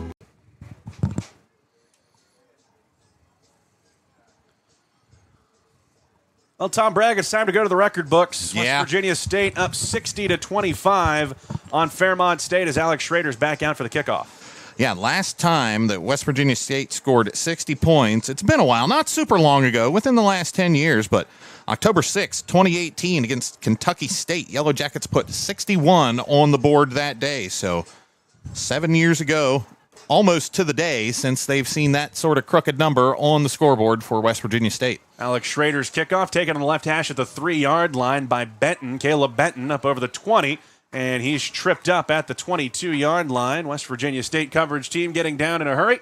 KJ Morton on the stop for the Yellowjackets, and West Virginia State's defense will come back out, and they've got a pretty big cushion, 60-25 with 10:09 to play in the game. And we talk a lot about this defense, offense really starting to turn some heads for the Yellowjackets the last few weeks. It's now consecutive games with 500 yards of total offense for West Virginia State. I think we thought State was going to be pretty good this year, Daniel. I don't know if we quite thought the offense would put on shows like we've seen the last 2 weeks. Two-back set now for Fairmont State. Marzullo in the gun, a running back on each hip. He motions one of them out to the right side. Takes the snap, throws left, pass caught, 28-yard line. Trying to slip away from the defender is Winston Page. He was able to get away from Amir Muhammad, but Keyshawn Washington came up to run him out of bounds, not before a Fairmont State pickup of 5 yards, officially up to the 30. 3 receivers right, 2 to the left. It's James Borber, the running back, in the slot to the left side. As Marzullo stands in the gun, takes the snap, quick throw, looking for Borber. He pulls it in. Jacob Camacho nearly took him out of his shoes, but Borber able to slip away up to the 37-yard line. That'll move the chains for a Fairmont State first down. Yeah, Camacho had a decision to make, the man or the ball. He went for the ball there. It looked like he may have even deflected it slightly as it got to the receiver, but unable to break that one up. It's first down for the Falcons. 9:22 to play. Snap back to Marzullo. Quick throw over the middle. Wide open man makes the catch, taking it into West Virginia State territory at the 46-yard line. That's Noah Tucker, brought down by Keyshawn Washington. A 35-point lead here in the fourth quarter. Daniel, State's defense just real soft zone in that on the back end, keeping everything in front of them, but there's been plenty of room to work for the Falcons. Shotgun snap, Marzullo over the middle, looking for Tucker again. That time, Kyron Garcia got a hand on the football, knocks it away. Yellowjackets rotating some guys in there on defense. Saw Phillip Bright in at nose tackle. Got another new defensive lineman in, Makai Ward. And now they'll make some changes up front. Demary Toney started into the game, now goes back to the sideline. Marshawn Mankins back in for West Virginia State. Greg DeLoach has come in at the nickel spot. DeMarcus Daniels out there at safety. 3 receivers bunch right for Marzullo, who takes the snap. West Virginia State sends pressure. He fires out to the right, looking for the tight end, Davin Driscoll, who climbed the ladder, pulled it in, and then was knocked to the ground by DeLoach. The catch didn't survive the ground. It's incomplete. And Driscoll may have turned an ankle as he was knocked down by DeLoach. Yeah, coming back to the huddle a little gingerly. Didn't look like a tight end out there. Looked more like a receiver. That guy can move. Ran a nice route, got way up to get his hands on that one. Just couldn't quite control it through the turf. And ball bobbled, and it's going to go down as an incompletion. Bring up 3rd and 10 here on the 45. 8:45 on a stop clock. Jerome Lee Jr. in at running back for Fairmont State. The snap to Marzullo. He looks deep down the right side. Comeback. Caught at the 31-yard line. Winston Page pulls it in. Run out of bounds by DeMarcus Daniels, but Fairmont State moves the chains. DeMarcus Daniels, somebody that's really emerged for this West Virginia State defense over the last couple weeks. Transfer from Fairmont State. Played his high school ball at Cabell Midland. And he's somebody that John Pennington has said they wanted to get into the rotation this year. He's played a lot today. Snap to Marzullo, 1st and 10 from the 30. Firing over the middle into double coverage. Pass broken up. Sean Russ coming across to knock it away. Darrell Fletcher in coverage as well on Jalon Alston. And that one nearly picked off, and the Yellowjackets a bit discombobulated on that one. Late substitution along the line. Guy was just getting to the line of scrimmage when that one snapped. So State, nice play to break that one up. We're probably fortunate that Fairmont didn't get anything on that. 8:21 to go here in this fourth quarter. 60-25, the West Virginia State lead. Yellow Jacket number 2 quarterback Deree Trahan has his helmet on, warming up. As the snap comes back, here's a swing pass left side for James Borber, who's ripped to the ground at the 25. Greg DeLoach got in behind him, but a gain of 5 on the play will bring up 3rd down and 5 for Fairmont State. They'll give him forward progress, rather, down to the 23, 3rd down and 3. And now they'll move the marker back to the 24. 3rd down and 4. West Virginia State rotating on defense. The snap comes back. Marzullo fumbled the football. And the running back Borber on top of it, but a flag came down before the play. And it looks like West Virginia State, well, they signaled offsides and then pointed towards Fairmont State. Yeah, the flag came from the line judge, and he's the one out pointing towards Fairmont State. So, got to think this one's going to be against the Falcons, unless he gets talked out of it out there. Which, you say that, but it wouldn't be unprecedented. West Virginia State was trying to sub late, got Keyshawn Washington on right before the snap.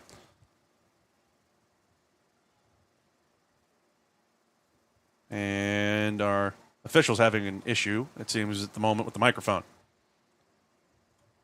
And now the umpires picked up the football. And I don't think anybody really knows what's supposed to happen.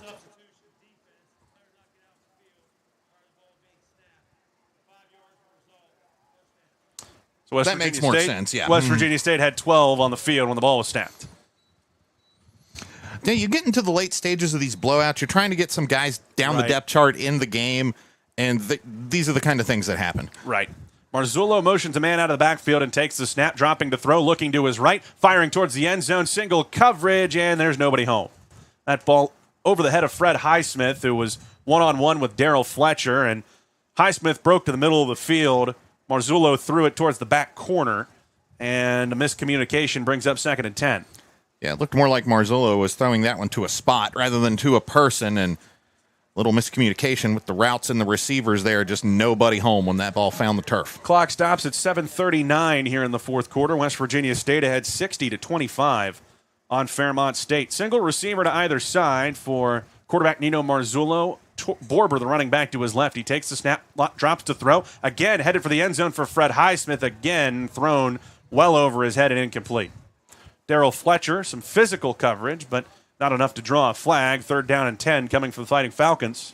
7:31 left, trailing by 35 points. We'll change the running back out. Borber to the sideline. Jerome Lee Jr. back in. And they bring Winston Page in at receiver. So 2 tight ends on the field, Driscoll and Ramsey. Single receiver right is Tucker. Single receiver left is Page to the short side of the field. Ramsey lined up in the backfield to the right. Offset tight end left is Driscoll. Lee motion to the left of the quarterback, Marzullo, and this play is blown dead for a West Virginia State timeout. And with 7:31 to play in the 4th, we'll take it with them. Yellowjackets looking to close out conference win number 2, 60-25, the advantage over Fairmont State. This is Yellowjacket football on 107.3 The Beat. Your whole health is more than what's on a chart in your doctor's office.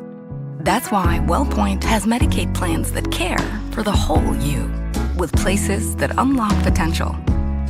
Care that speaks your language and comes to you on your terms. Medicaid from WellPoint. Your whole health is our whole point.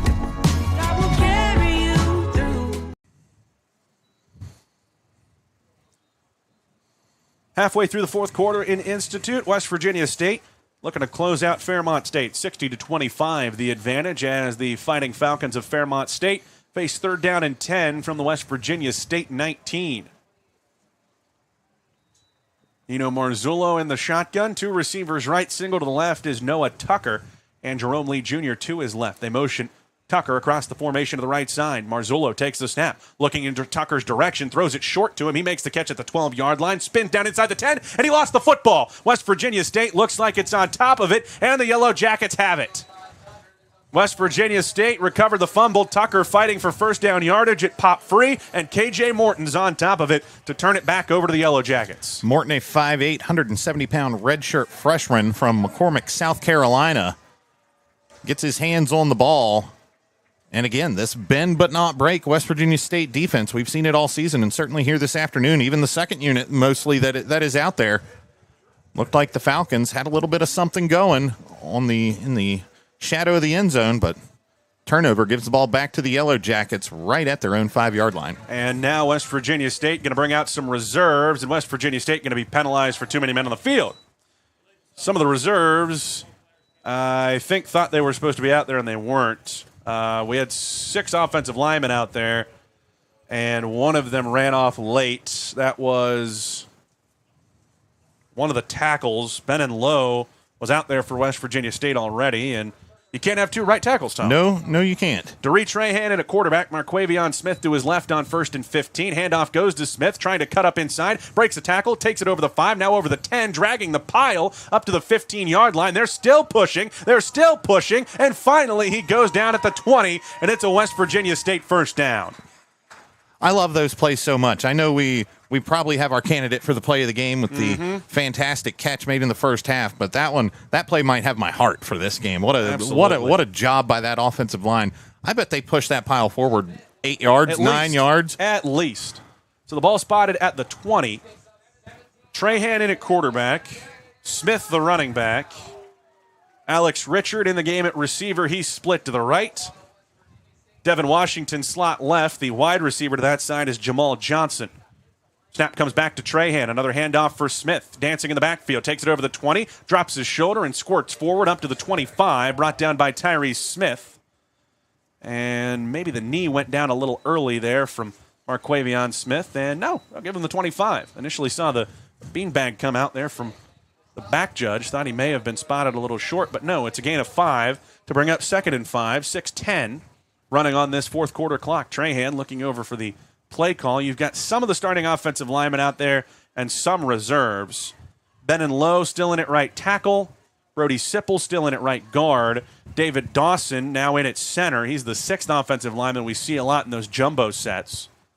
As Trahan claps and gets the shotgun snap, hands it off for Smith. Smith cutting up the field, trying to get back to the line of scrimmage, and I don't think he did. Lost a yard, and a West Virginia State player lost his helmet. It was Marquavion Smith. And he's going to have to come off. Now, the question is, he's running back 5. Devin Cox, it seemed like they were going to try to get a breather here late, but he's going to have to come back into the game. So it'll be 3rd down and 6 for West Virginia State. Some other reserve linemen out there for the Jackets. You've got Eli Ferner in at left tackle. And we saw Chris Faulkner a little bit earlier at left guard. And he's in there as well. Move the tight end, McCarty to the left side. Trahan barking out the signals to the offensive line. 5:15 to go. He takes the snap on 3rd and 6. He'll bootleg left looking to throw. Sets his feet, fires over the middle, and comes up short of Devin Washington. I had one-on-one coverage there, but Trahan under pressure just had to get rid of it. And Washington not able to work back to the football. That'll bring the punt team on for the Yellow Jackets. Haven't seen Alex Schrader a whole lot other than those kickoffs today, but he is going to get a second opportunity to boot one away. Of course, I was down in Alex Schrader land last night. Yes, sir, Herbert you Hoover were. went down, got a big win against Point Pleasant. Matt Murphy and I had the action on that one on 96.1 KWS, and told the folks down in Mason County I'd give them a shout-out on the state game broadcast tomorrow. They took such good care of us up in that press box. And the pizza, buddy. If you ever get to call a game down at Point Pleasant, go for the pizza. Good to know. Schrader gets the snap at the 10. Fairmont State coming after it. He gets away a beauty. This is a spiral kick to the 34-yard line that Jack Stanislawczyk takes on a fair catch. And Alex Schrader, I'll tell you what, John Pennington is the special teams coordinator for this team in addition to being the head coach. He was really not shy about it early on. They were not sure what these specialists were going to be like this year because you lose an all-conference performer last year in Brennan Schmidt. You lose your long snapper. You've got a redshirt freshman in Tony Hornbuckle doing your place kicks. Alex Schrader's a true freshman punting and kicking off. And Will Seitz is a true freshman that was not recruited to play long snapper, but comes in from Williamstown, and they have somebody go down. He says, Coach, I've snapped before. And he's your long snapper. It's been really impressive here as Fairmont State takes back over. James Borber gets a handoff. He slips a couple of tackles into West Virginia State territory down the sideline. He's got one man to beat. Borber inside the 20 is ripped out of bounds by DeMarcus Daniels. But James Borber, with one of the biggest plays of the day for Fairmont State, has the Fighting Falcons down inside the 20. Pushed out of bounds by Daniels. Under 5 minutes to go. 4:47 to play as the clock starts with the spot of the ball. Marzullo in the gun with Borber to his right. Quarterback takes the snap, fakes the handoff, throwing to his right. Open man through the hands and incomplete, intended for Fred Highsmith. Now, that ball had a tail on it. Looked like out of his hand it was going to be just right there for Highsmith in the breadbasket, but tailed a little bit on him, ended up over top of his head. Highsmith unable to get the hands up to bring that one in. Tom, you mentioned the Roberts name at Cabell Midland, a notable one. J.J. Roberts, Marshall, Wake Forest in the NFL. Nemo Roberts, he was a Fairmont State. fantastic player at Cabell Midland. And now in the defensive secondary for West Virginia State, Zakai Roberts into the game at strong safety. Shotgun snap to Marzullo, fakes the handoff, rolling left, throws underneath the Ramsey, turns upfield. He's in the end zone for the Fairmont State touchdown. So some points on the board late for Fairmont State. 4:28 to go. Joey Ramsey, the tight end, finds some space against some of the West Virginia State second-teamers. And Nino Marzullo has a touchdown pass today. A big play on that drive. James Borber's 55-yard gain to set the Falcons up deep in state territory. 4:28 to go here in the ball game. It's West Virginia State 60, Fairmont State 31, pending this extra point. Emmanuel Richardson on for the kick. The holder is Vargo Thomas. The snap back, the hold down, the kick is up, and that one would have been good from at least 40. Emmanuel Richardson punches it through to make it 60-32 here in Institute. 4:28 to play. We'll step away. This is Yellow Jacket football on 107.3 The Beat.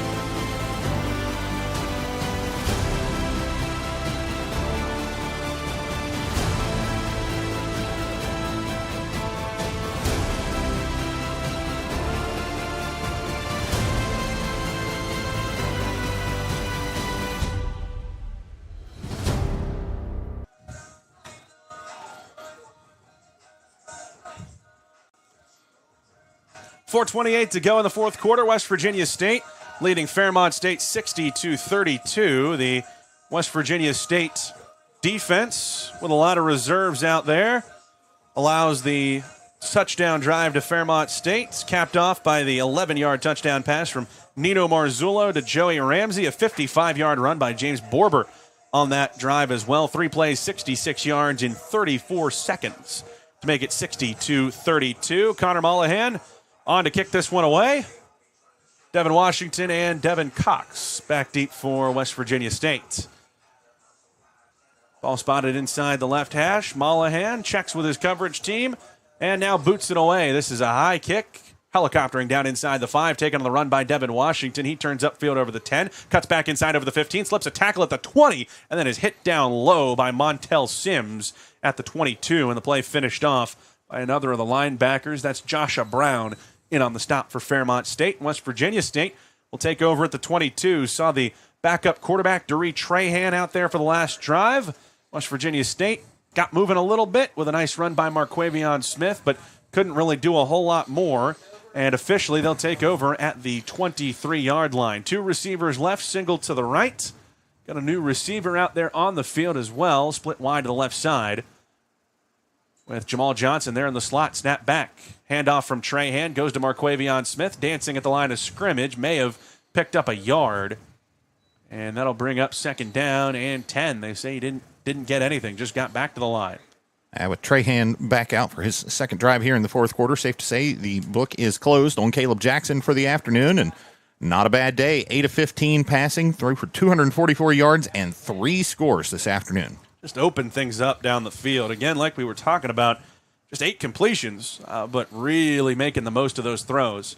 As Trahan comes back out in the gun, 2 receivers left. He takes the snap, fakes the handoff. Quarterback keep running left, cuts back inside, takes it over the 25, and slides down at the 28-yard line. That one looked doomed from the start, but Trahan able to shake his way around Josh Alt, cut back inside, and pick up 6 yards on the play. Will bring up 3rd and 4. After the play we saw from Trahan in the first half, you almost anticipate him looking for contact on those. Absolutely. Had to come in when Caleb Jackson lost his helmet, had a busted play, fumbled the snap, just took off, got down the sideline for 16 yards, and then punished one of the safeties from Fairmont State, Quadir Lockett-Smith, who tried to run him out of bounds. 3 minutes to play. West Virginia State leads 60-32.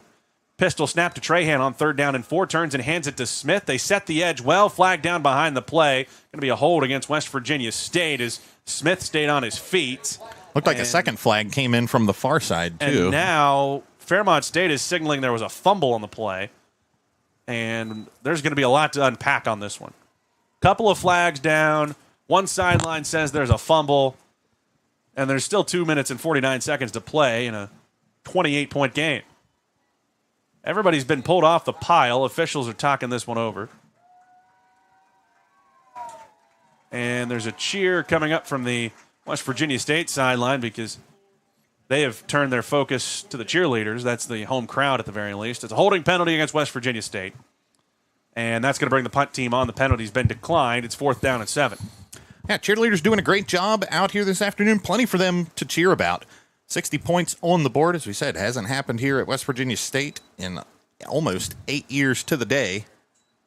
But great crowd here this afternoon. Starting to thin out here at the latter stages of this blowout, what should be a win for the Yellow Jackets, but beautiful weather, too. Late September, not too hot, not too cold, few clouds in the sky, not a lot of wind. It's been a nice afternoon here in Institute. Heard they might be partying on the rooftop. I've heard some things that there might be a party on the rooftop tonight. Snap back, Alex Schrader punts this one away, and a flag down behind the play. Jack Stanislavic came up and took that one on a fair catch at the 44.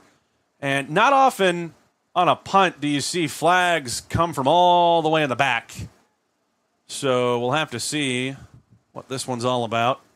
Both of the officials all the way in the back, the back judge and the side judge, toss the flags out.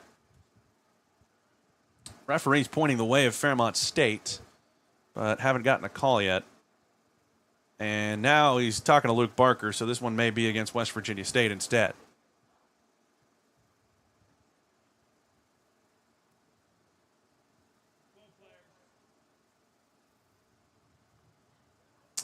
Mic's on, sir. And he just turned it off. Well, it sounds like the wind may be picking up a little bit down there, judging from that mic. I think he thought that the mic was turned off, and then he turned it off.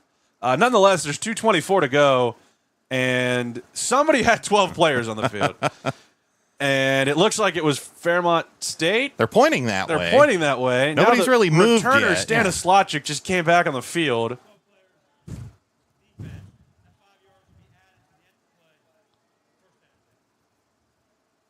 That's an incredibly unclear explanation of what just happened. So 5 yards added to the end of the play that was blown dead? I don't know what's going on, Tom. I'm going to be completely honest with you.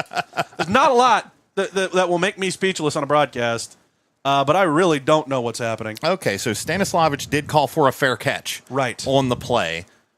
So it wasn't blown dead. Right. That's where I was. I wasn't sure if they had blown it dead before he got the ball. It's in the book that he did call for a fair catch. He took the fair catch at the 39. Well, they'll call it the 38, and they're going to spot the ball at the 33. Yes. Got it. Okay, let's play some football. Nino Marzullo back on the field for Fairmont State. Single receiver to either side as we're getting ready to put the football down and hopefully play. Penalty's been declined. All right. After all of that. And now they're going to spot the ball at the 33. Stanislavic fair caught that at the 44-yard line. Okay, let's just play ball. Marzullo in the shotgun, Borber to his left. Motion man is Fred Highsmith. He takes the snap, throw to the left side. Winston Page wide open, makes the catch at the 38, dances up to the 41, run out of bounds by a couple of West Virginia State defenders. Elijah Pratt in on the tackle. Some reserves from deep in the depth chart out there for West Virginia State. In on the coverage that time for the Yellow Jackets was Malcolm Maxwell, St. Albans product.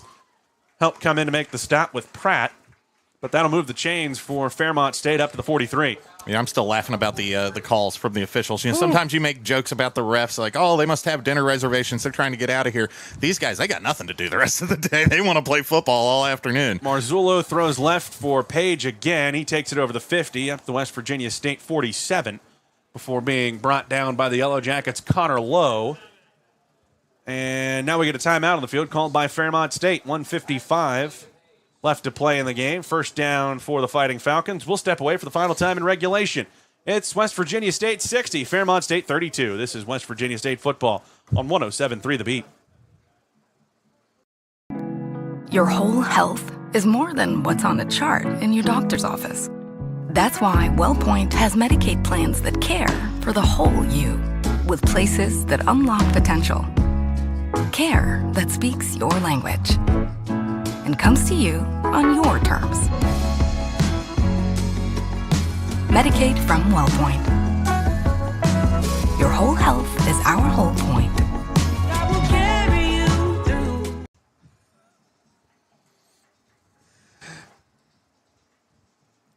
.155 to go in the fourth quarter. West Virginia State looking to close out Fairmont State. 1:55 on the clock. 60-32 is the Yellow Jacket advantage. The second team defense out there for West Virginia State. A lot of starters still on offense for Fairmont State, including the quarterback Nino Marzullo, who takes the snap, fakes the handoff, throws to the right side, pass caught. Fred Highsmith wrapped up at the 39-yard line. Here comes the cavalry from West Virginia State to help finish off the play. Big cushion there from the corner, Deontay Jones, but a good job tackling as he came up to meet Highsmith at the 40-yard line and held on by the ankle while he got some help from the defensive backfield. Marzullo moves the running back Borber to his left. 2nd down and 2. Takes the snap, fakes the handoff again. Loops a pass out to the left side that goes through the hands of his intended receiver, Winston Page. Yeah, just a little lack in concentration, or lapse, I should say, in concentration on that catch attempt. As looked like the ball was right there for him at about eye level. Got his hands up, just didn't squeeze, and it skips off his helmet for an incompletion. Brings up 3rd down and 2 from the 39-yard line. Clock running down to 1:22 before that pass fell incomplete. Single receiver to each side for the quarterback Marzullo. Takes the snap. Handoff goes to Borber. Looking to get off the right side. He's wrapped up and brought down right at the line of scrimmage. Elijah Pratt got in there first for West Virginia State. And then it's all cleaned up by Zayshawn Davis. A couple of Kanawha Valley natives coming in there to make the stop. Yeah, one of the bedrocks of this program over the years, you get some of those local talent, local guys to stay close to home and play for the Yellow Jackets. And, you know, you see that it doesn't always work out where those guys get on the field a whole bunch. But, 60-32 late in this one. Let's get some of the local fellas out there and see what they can do. Nice play. Fairmont State going for it on 4th and 1. Borber's got the first down, and now a flag comes out at the end of the play. Got down to the 38-yard line, more than enough for the first. And it looked like helmet came off on Borber there. 44 seconds. And it's a face mask against West Virginia State. So that'll be an extra 15 yards on the end of the play. It looked like it happened in the pile, but judging from the flag that landed next to the helmet that was not on someone's head, you can make some assumptions of what might have happened. You could surmise what may have gone on. That'll move the ball all the way down to the West Virginia State 18-yard line. 44 seconds on the clock here for Marzullo with Jerome Lee Jr. to his left. Motions a receiver, Highsmith over to the left side. Takes the snap, handoff goes inside. No, it's a keeper for Marzullo, throwing to his left, and Highsmith wide open. Squirts into the end zone for the Fairmont State touchdown. Fooled everybody, including me, on the play fake, and Marzullo throwing on the run. Hits his receiver, Highsmith, for the score to make it 60-38. Yeah, really a situation where you get to see what your backups and what your depth is made of in this one.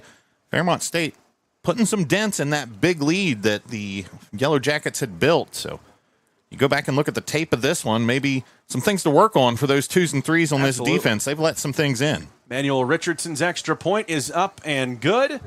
37 seconds to play. West Virginia State 60, Fairmont State 39. So at this point, Tom, it's just a situation where Doree Traham's going to have to go out there and take a knee, but Fairmont State, like you said, counterpunches a little bit against the reserves for West Virginia State. Nonetheless, this is going to go down as a pretty complete win for West Virginia State. You look at the overall numbers, 572 yards of offense, 328 yards on the ground, 24 first downs, 30 yards of completion. This really just has been an impressive day. Just a thorough performance from the Yellow Jackets offense. We've sort of lauded and heaped praise on the defense through the first month-ish of this season. We saw it come on last week at West Virginia Wesleyan and Buchanan, but another big showing from the Yellow Jackets. 60-39 here, under a minute to play. As you said, probably just going to be victory formation from here on out. And what a win for the Yellow Jackets. Going to start off 2-0 in Mountain East Conference play. Got to hit the road, make the trip up to West Liberty next week. But so far, so good. A little momentum in what looks like it could be a wide-open, close competition to win this league this year. Devin Washington takes the fair catch on the kickoff, and that'll bring it out to the 25. Speaking of the conference, Charleston has narrowly defeated Glenville State, 31-28 the final score. And the Golden Eagles out to a 2-0 start.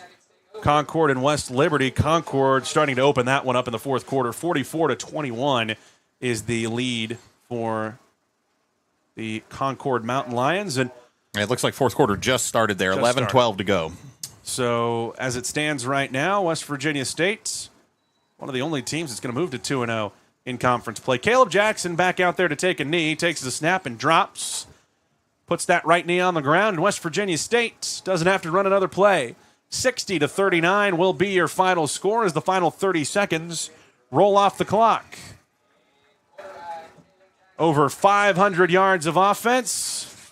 A big performance in some big spots from the Yellow Jacket defense, and it's going to be a homecoming victory for West Virginia State to go to 2-0 in conference play. Caleb Jackson with some big plays through the air. Freshman Devin Cox bursts onto the scene with a 100-yard game, and West Virginia State is undefeated in conference play with its first home Mountain East win of the season. 60-39 your final score against Fairmont State. Our post-game show starts now. We're back with more on 107.3 The Beat.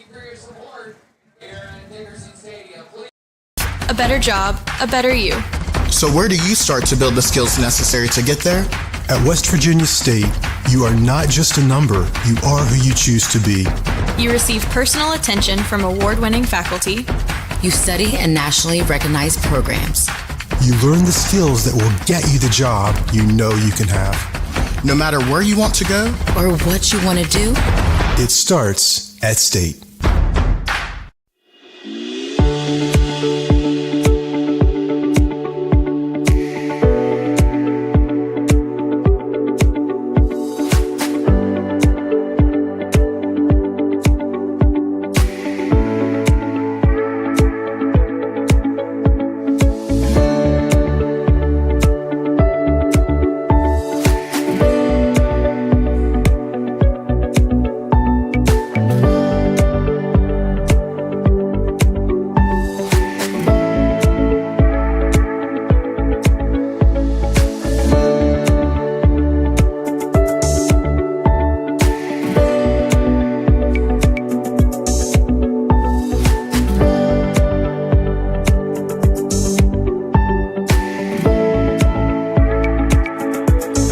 Of West Virginia State. Nonetheless, the Yellow Jackets victorious today, and we'll take a look at the post-game statistics for this one before handing it off to Tom Bragg for our player and play of the game.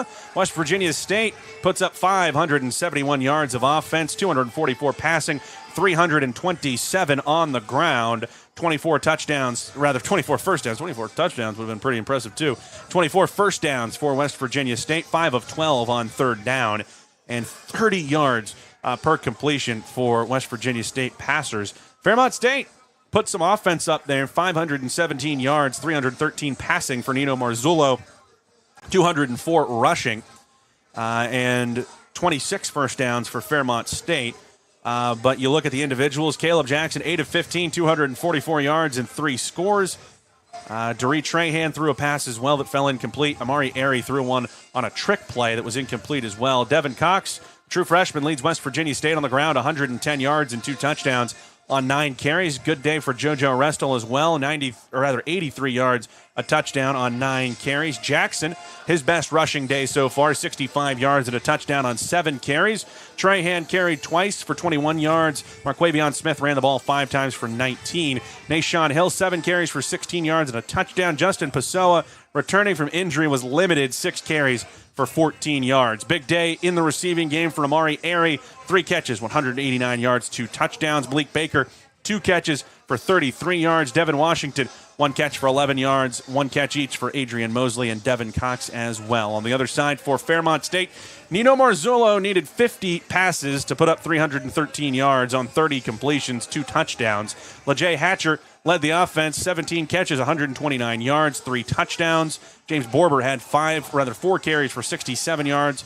Leonard Farrow tried to go, was limited to 2 carries for 8 yards. Receiving for Fairmont State, Winston Page, 5 catches, 66 yards, 5 grabs for Hatcher, 41 yards. Fred Highsmith, 58 yards and a touchdown on 4 grabs. Joey Ramsey, the tight end, 4 catches, 48 yards and a score. Jalon Alston, 42 yards on 4 catches. Timothy Massey, 3 grabs for 4 yards. Noah Tucker, the receiver, 2 catches for 30 yards. He fumbled the football as well. Davin Driscoll, 2 catches for 16 yards. And James Borber, 1 catch out of the backfield for 8 yards. Tom Bragg, turn it over to you for our Go-Mart player of the game. Our Go-Mart player of the game, a couple guys we could have gone with here, but anytime you start drawing Randy Moss statistical comparisons, I'm biased. I tend to go that way. So Amari Airy, 3 catches, 189 yards, 2 touchdowns, and get this, 112 yards after the catch for Amari Airy today. He is our Go-Mart player of the game. And I think we might be saying his name again when it comes to the Poca Valley play of the game. Yeah, Poca Valley play of the game also going to Amari Airy late in the first half, ball near midfield. Caleb Jackson, the quarterback, uncorks one. Amari Airy with a defender all over him. Goes up, brings the ball down with one hand, shrugs off the defender, brings the ball down right around the 15, falls forward to the 10 late in the first half to set up another West Virginia State score. And what eventually was a big win, 60-39 for the Jackets. But Amari Airy, our play of the game and our player of the game. Quite the afternoon for that young man. Absolutely right. Again, your final score, West Virginia State 60, Fairmont State 39. We'll wrap it up after this. You're listening to 107.3 The Beat.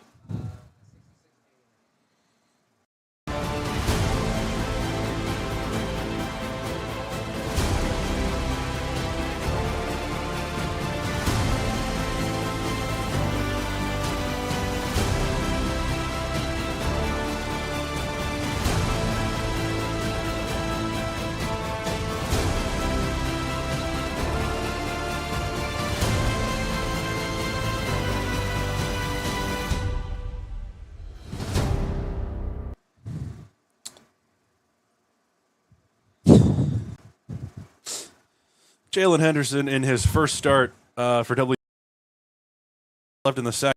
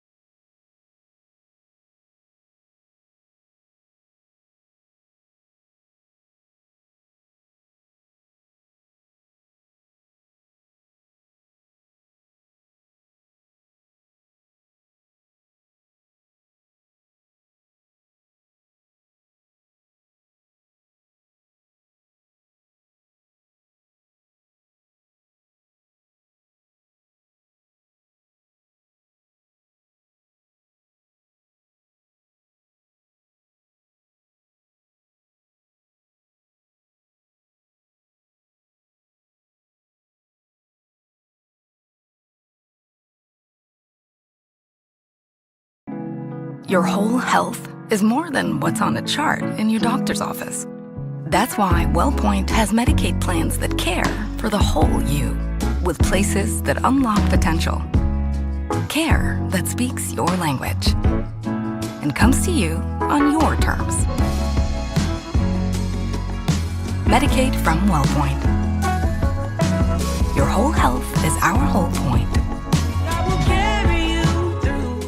Really a coming out party for this West Virginia State offense. We talked about it a bit during the broadcast. You know, they put up some impressive numbers last week in Buchanan at West Virginia Wesleyan, but Fairmont State, at least we thought coming into this one, maybe on another level than what we saw from the Bobcats last week, but no problems here this afternoon for West Virginia State. A strong defensive showing. I know 39 points on the board. Maybe you question that, but there was a lot of that coming late in the game against the 2s and 3s, guys on down the depth chart. But the other side, 60 on the board for the offense. Look out, MEC. This West Virginia State team might be able to score some points. Yellow Jackets improved to 3-1. Now 2-0 in conference play. Fairmont State falls to 2-2.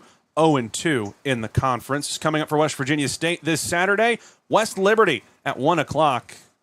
At West Liberty, West Family Stadium. The location will be back with pregame coverage starting at 12:30 here on 107.3 The Beat. Yellow Jackets away from home for a couple of weeks at West Liberty and then at Concord before coming back home to face Wheeling on October 18th here at Dickerson Stadium. But that will do it for us here at Dickerson Stadium above the playing surface. I'm Daniel Woods. For my partner, Tom Bragg. For Jeff Petty at the controls in Charleston. Repeating your final score one more time. West Virginia State 60, Fairmont State 39. This has been a presentation of West Virginia State Yellow Jacket Athletics on 107.3 The Beat.